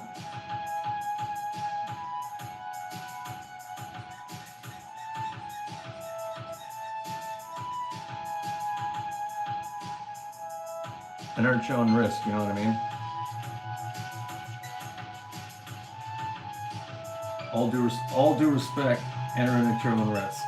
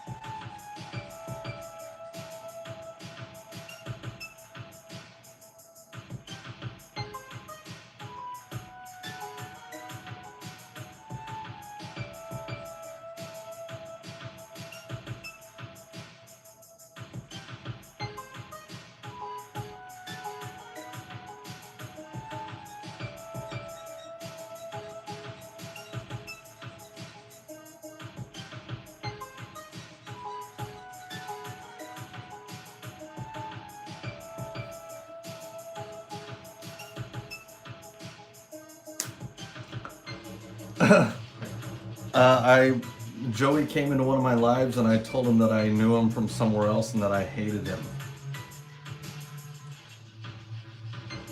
It was something along those lines.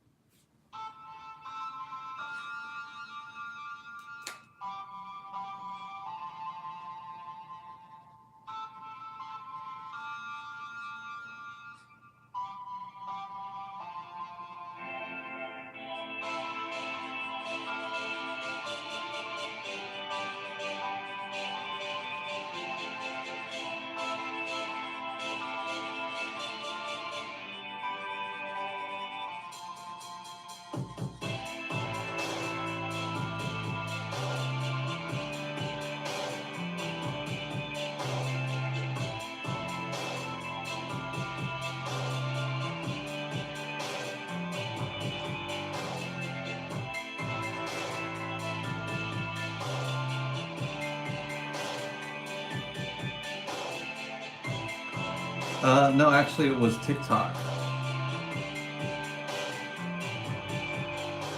I had been cyber stalking Joey for a few years and hating on him for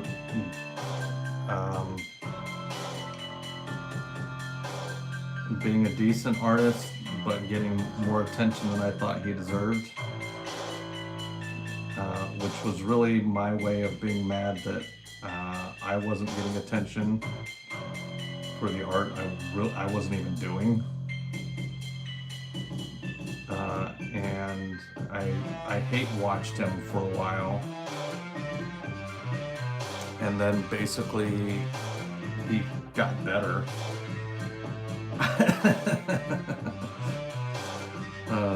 He kept getting better, and he was actually, him and Dan Frager were instrumental into me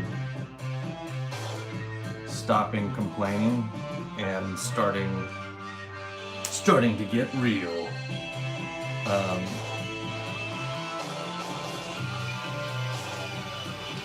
Because I just wasn't. I was unjustifiably angry at somebody else for my own inadequacies. Is essentially what happened. So, fast forward, I end up getting my shit together and starting to practice more.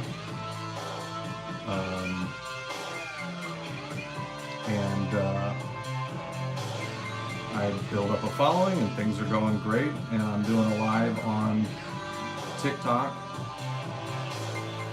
And all of a sudden, this name pops up in my feed. It's like Joey Lee Cabral, and I was like, oh my god. I was like, hey, is this the Joey Lee Cabral from Instagram? And he's like, I guess, more or less. And I was like, oh my god, dude, I used to hate you. Almost exactly like that.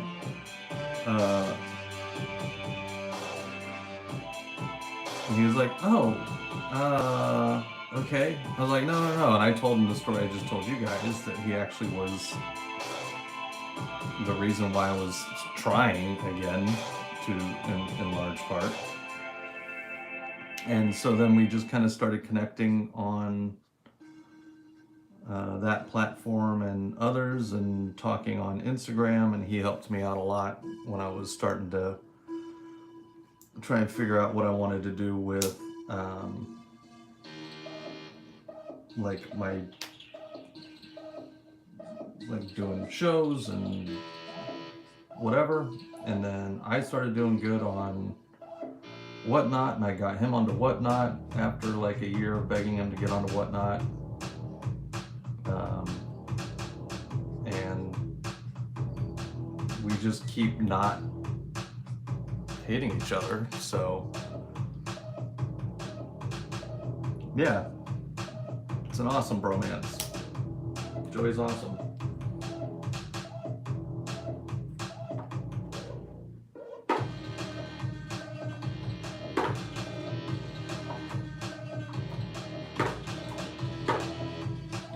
We could talk art stuff all day long.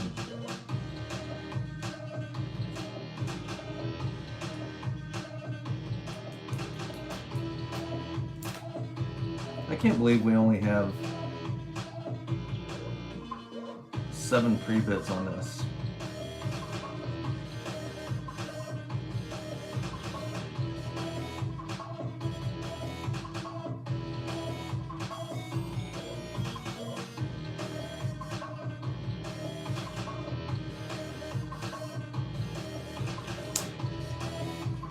You lunatics not know what you're looking at here? Do you not get it?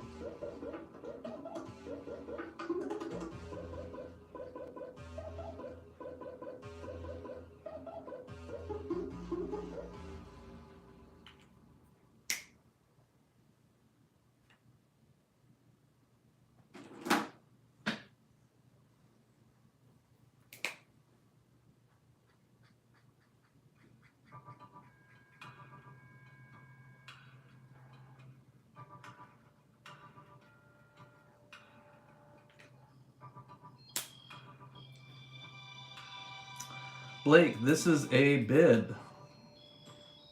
So you got a pre-bid now. I don't know how long I'm going to run it for, but you know, if you like it, put your number in.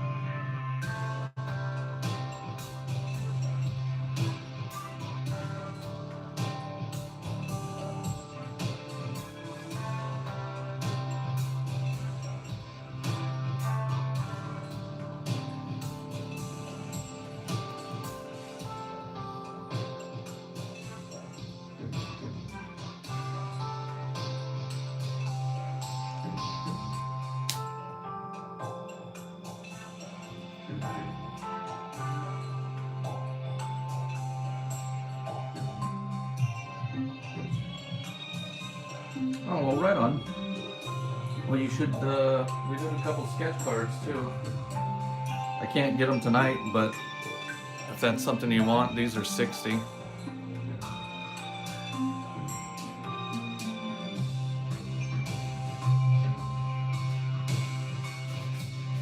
then we did this one.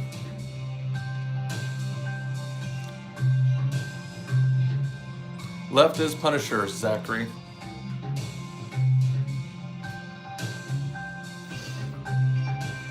Okay, let's see. Thanks, homie.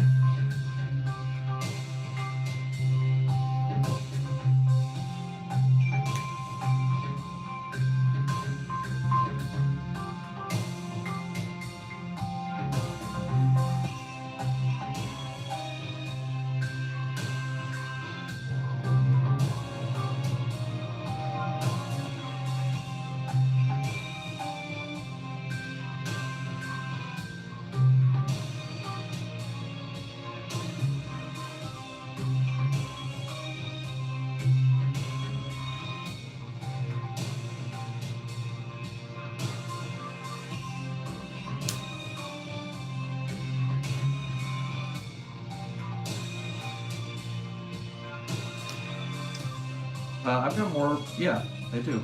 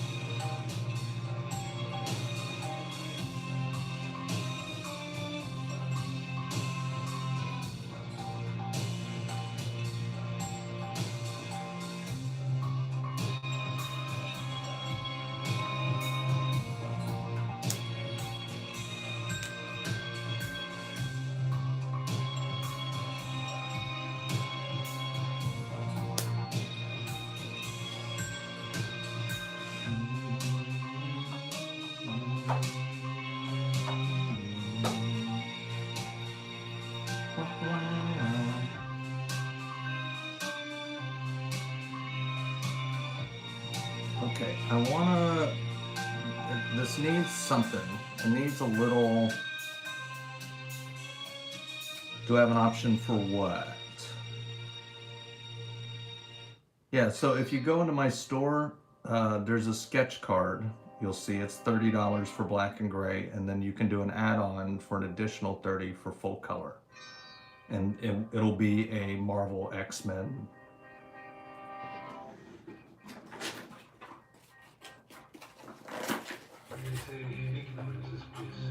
It'll be one of these. For the first time in my life, I agree. I wish I had never covered the awful truth.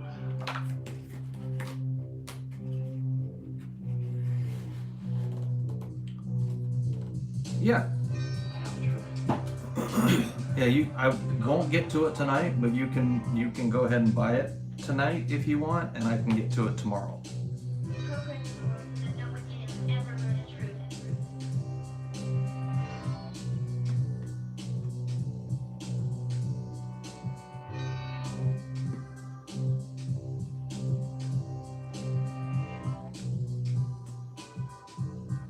Yeah, we're gonna get him looking more pissed off. He needs some vibrance. Anybody know if he has an eye color? A dedicated eye color?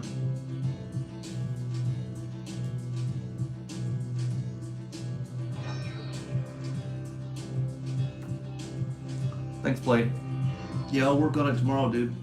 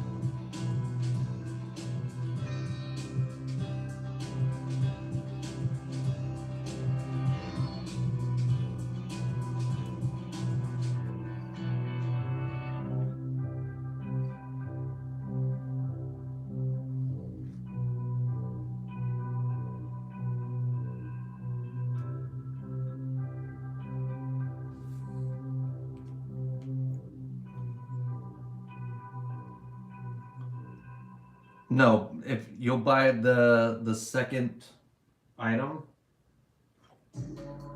should be sketch card add-ons, sketch card commission add-on color.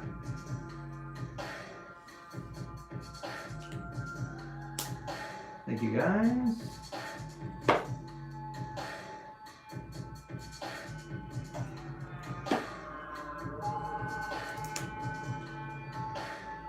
Did you see it in there, bro?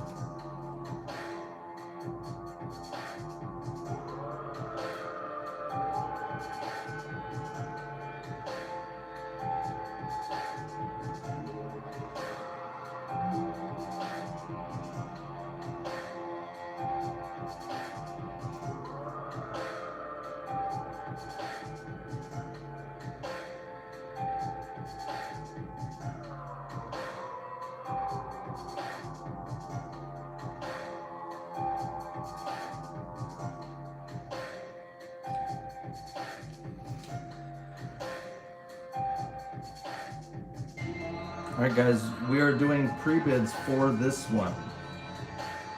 Not for a different one, not for another one, for this one. So if you're liking what you're seeing, the pre-bids, here, hold on, let me see if I can find it here, bro.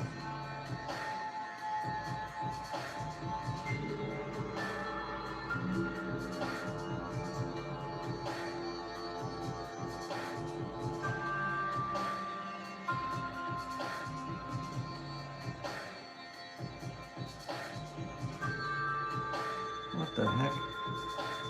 Maybe they all got bought?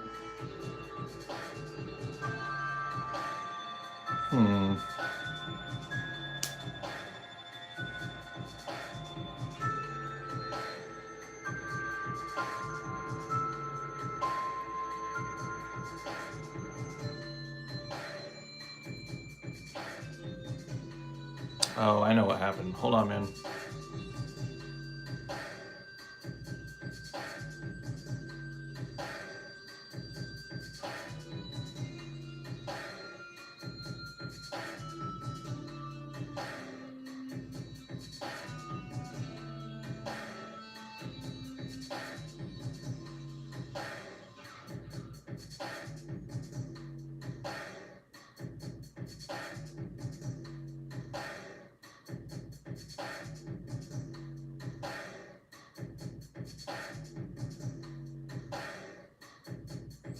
Okay, I put a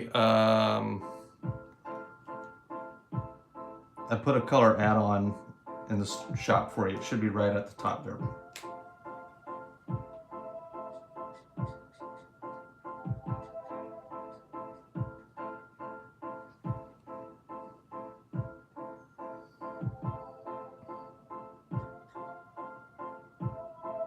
Right. The card for 30 is black and gray. Color add-on is an additional 30, so it's 60 for full color.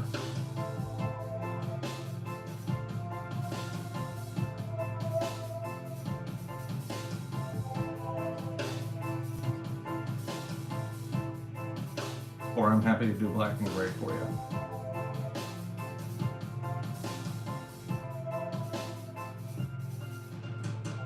I thought I just changed it. Hold on.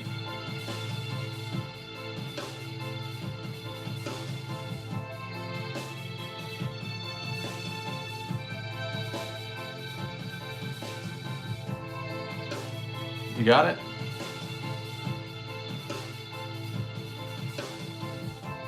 Okay, my bad, dude.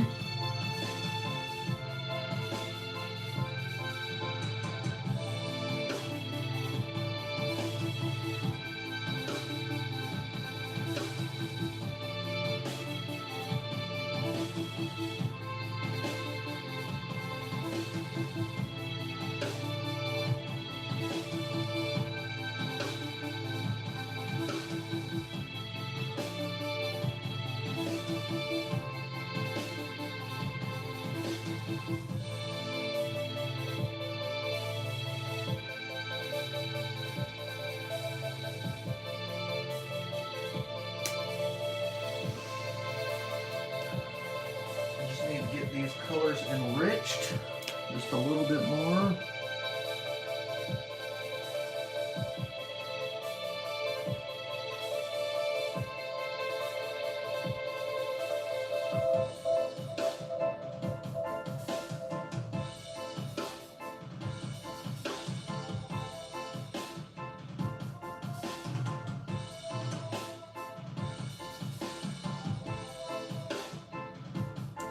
Blake, thanks, appreciate it.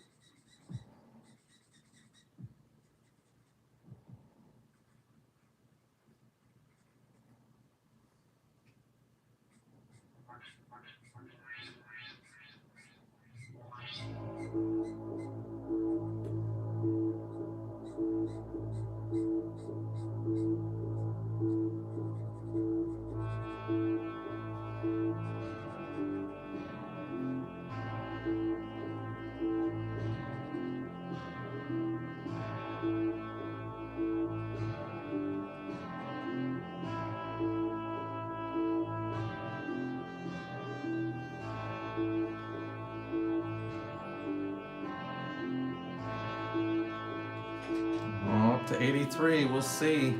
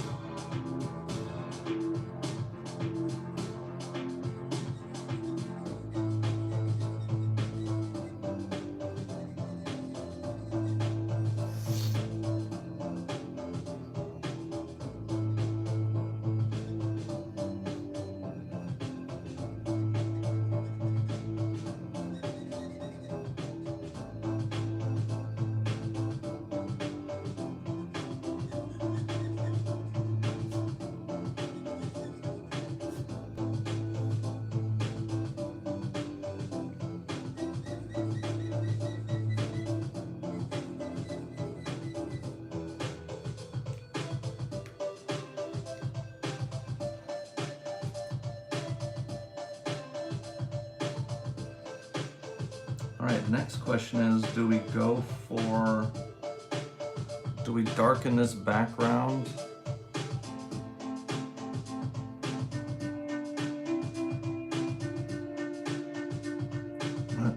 Key comments, yes.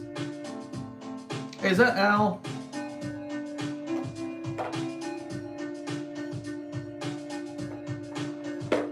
What's up, my man?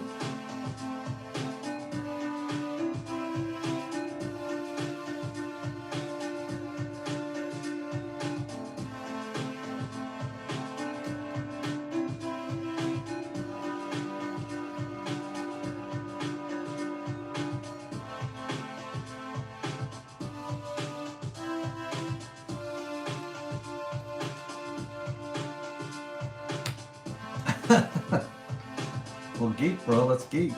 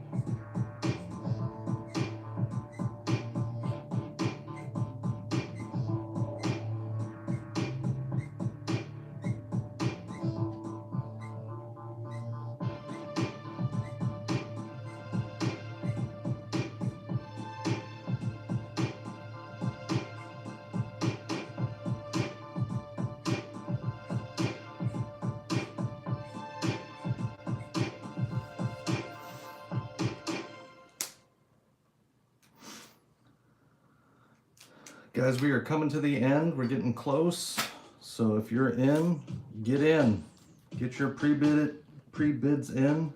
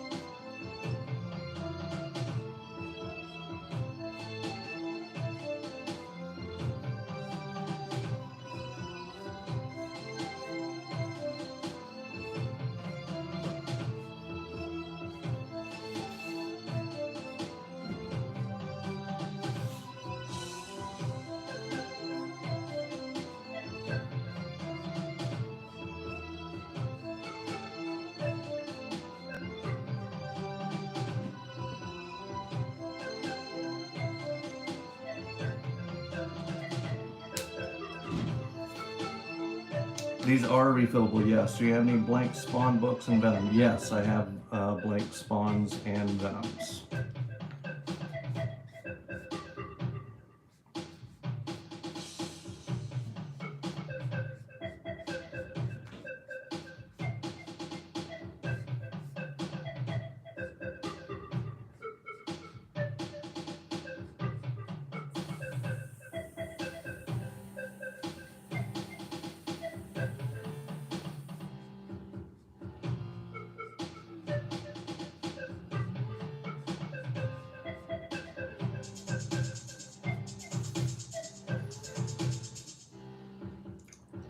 I do take requests.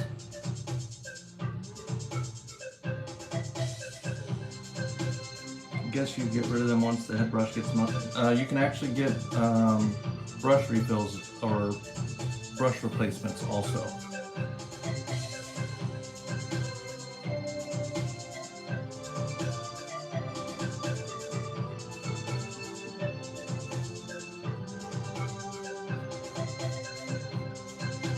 Nib replacements.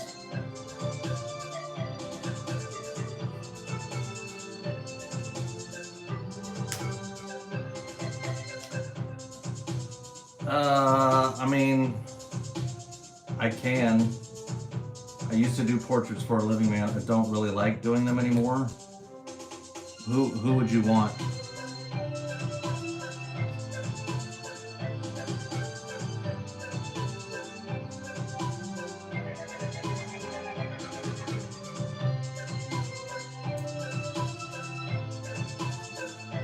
How much are the books for sketch covers? Do an AP, huh?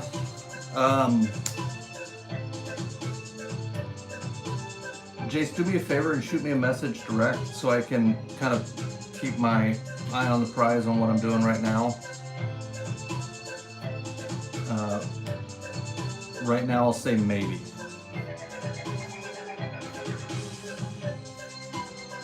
Here, I'll show you. You guys want to see something real quick?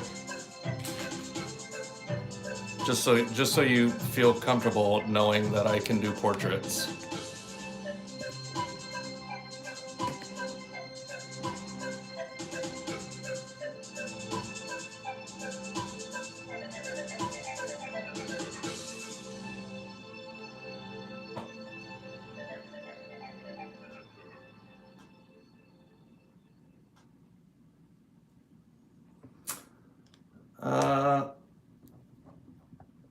I mean, I still do them on occasion, man, but I usually charge a lot because I don't want to do them anymore.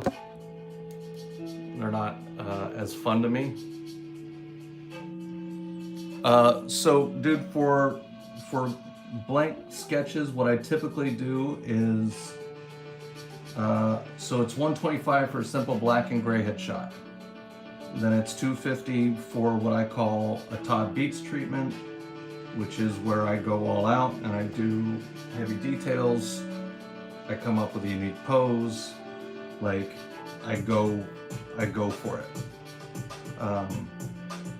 And then full color is usually $350. I'm doing this just because I was in the mood, and I don't usually go this low for this. Yeah, so if you're in, great.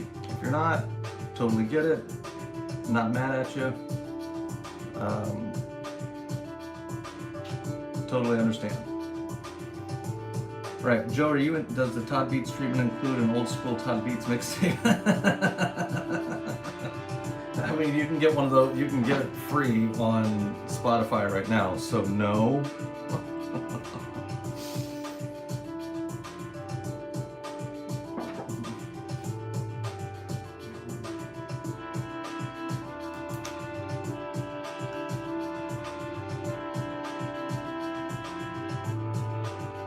I mean, Jace, maybe, yes, possibly. Like, I have to be in a pretty good mood to want to do portraits, or very slow. And I'm not either on those. Or I am a little slow, and I'm not in a. It's not the worst idea to do it. Wouldn't be totally mad doing a portrait. It kind of depends on the terms and which, you know, we just need to talk about it again.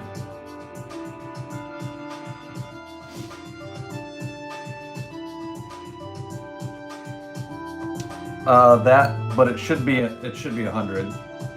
They screwed up. I gotta. Oh, what's up, 10? You guys jumped in at just the right time, guys. So let me show you, this one is sold, but everybody that's here, if you want to see a extremely low priced auction right now on a very cool blank that we're working on.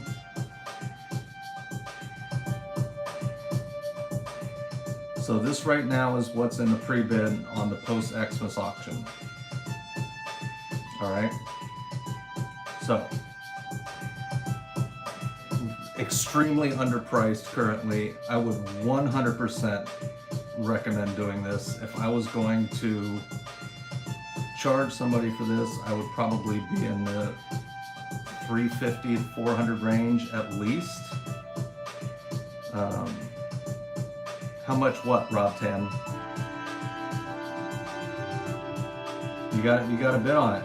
It's the one that is sitting on the page right now, or in the little section.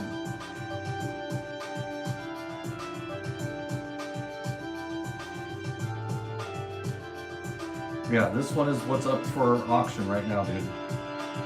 Get your pre-bids in, and I'm about to run it here in just a couple minutes.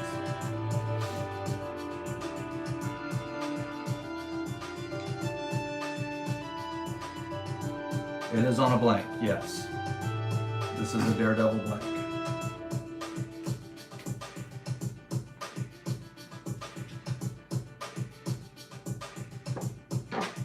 Don't come low or you're gonna lose it.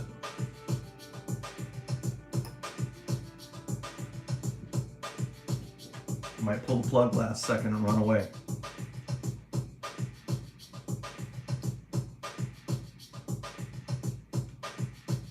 Is it the error one? What's the error one?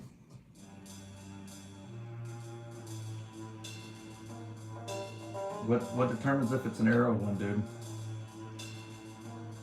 The middle page?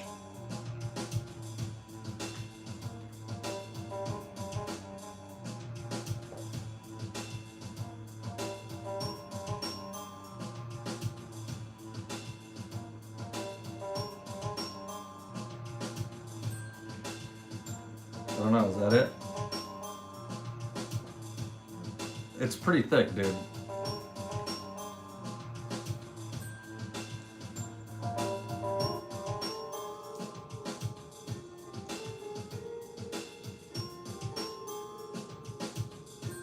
My man 10 is always trying to hype me up there like a good guy.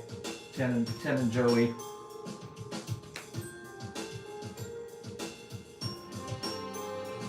Key Comics coming through.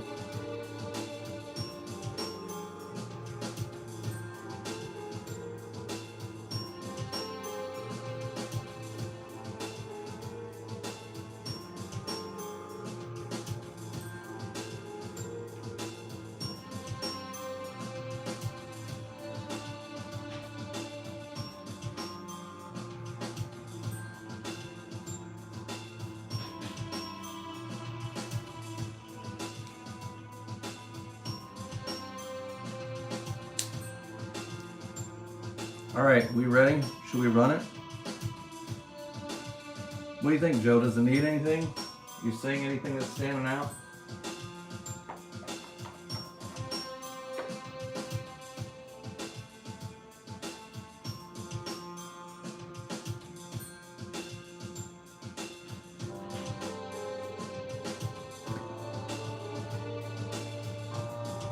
I will. I'll sign it, dude.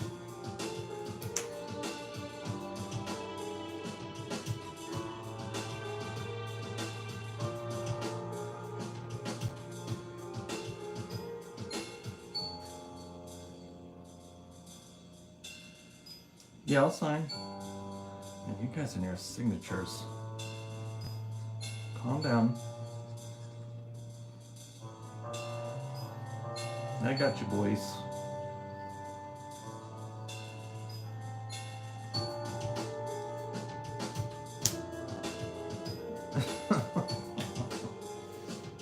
Make sure I get the right year this time.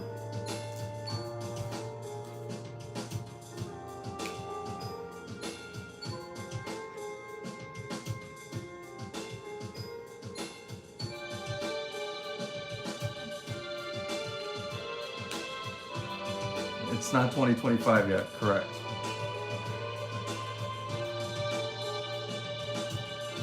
All right, so this is what we're gonna do.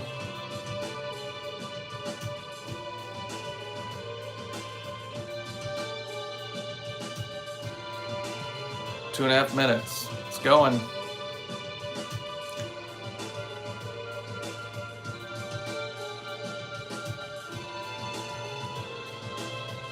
I'll say this, if this thing goes for less than $200, whoever gets it better CGC it with me. I think you'd be crazy not to at that price.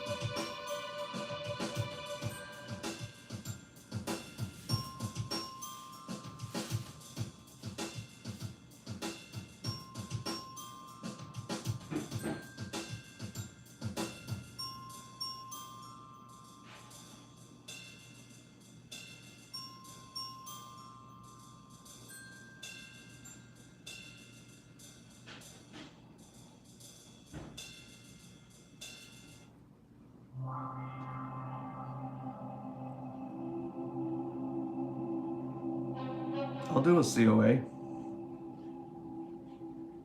but not for $100, not for $105.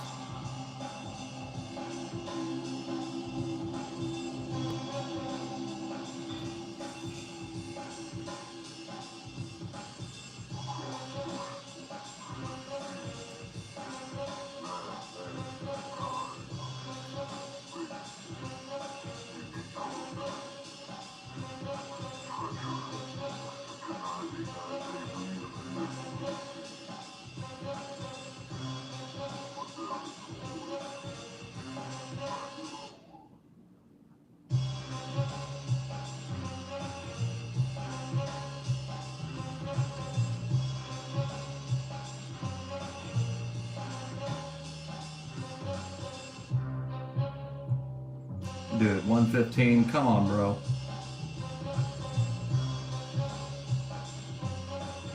Rake me over the coals, why don't you? Bro, y'all are nuts. Nuts, dude.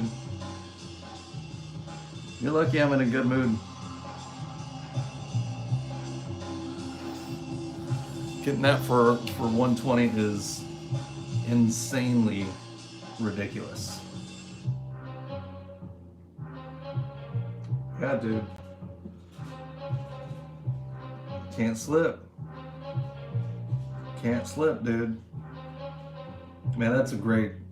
I'm happy for you, bro. That is a great deal.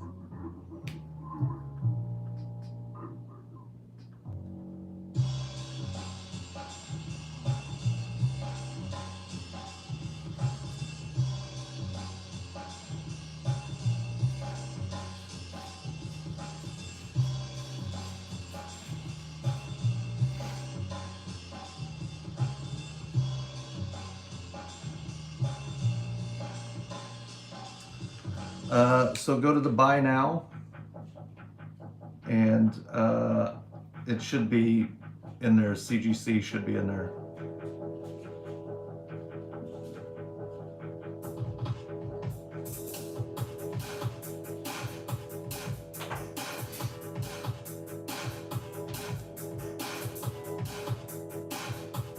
That's a solid get, bro. I thought for sure it would. Whoops. I thought for sure that would go for at least a couple hundred.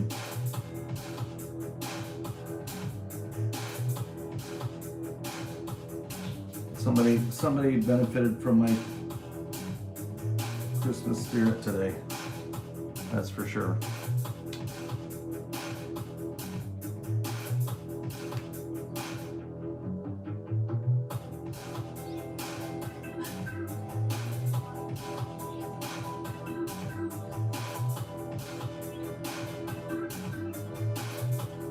All right, did you get it? Awesome, Rob. All right, guys, I've been on for 4 hours, so I'm officially... Oh, dude, come on, Nas, you don't need to do that, man.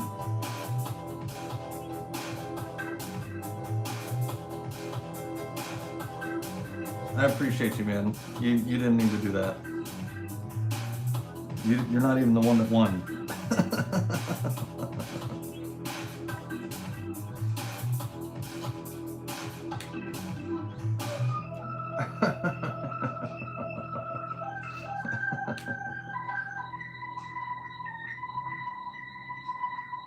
You see that, Rob Tan?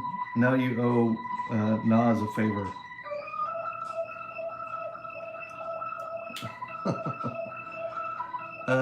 I do not post on Reddit. Interesting, I joined at the end nonetheless. It's good tone. See your work. Appreciate it. Thanks. D Graves from Whatnot mostly, but also online. Hey man, you guys are awesome. I appreciate you, man. Totally don't need to do that. Dark Knight, message me here or Instagram.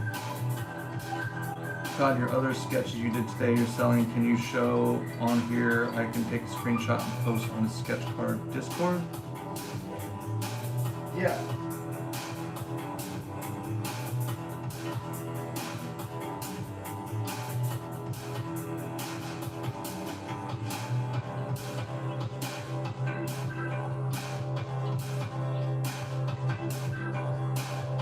Okay.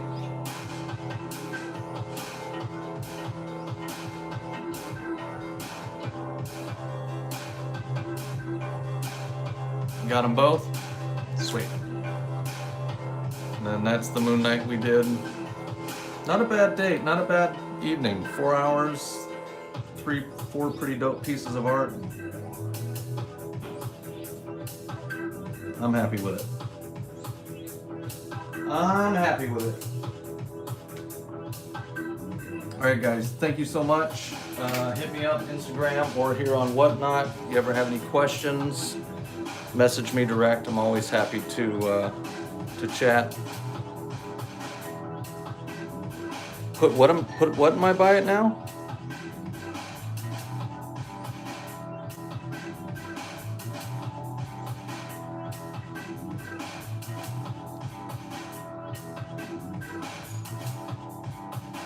Oh, yeah. I'll get those reloaded.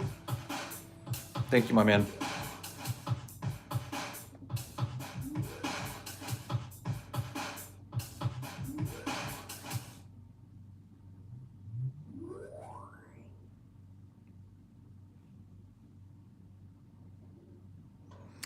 Favorite anti-hero, Venom.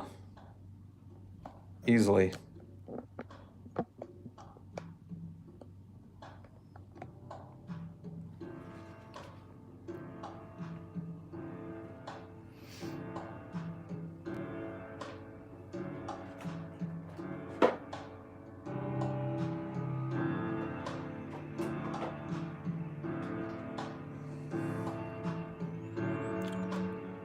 All right, any other questions before I sign off, guys?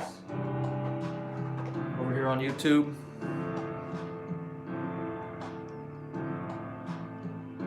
Yes, no, maybe, I don't know. Sushant, no, this is not an upcoming issue. This is just a blank sketch. Adam Fuggett, how are you? All right, signing off. Ready? All right, y'all be good. Peace.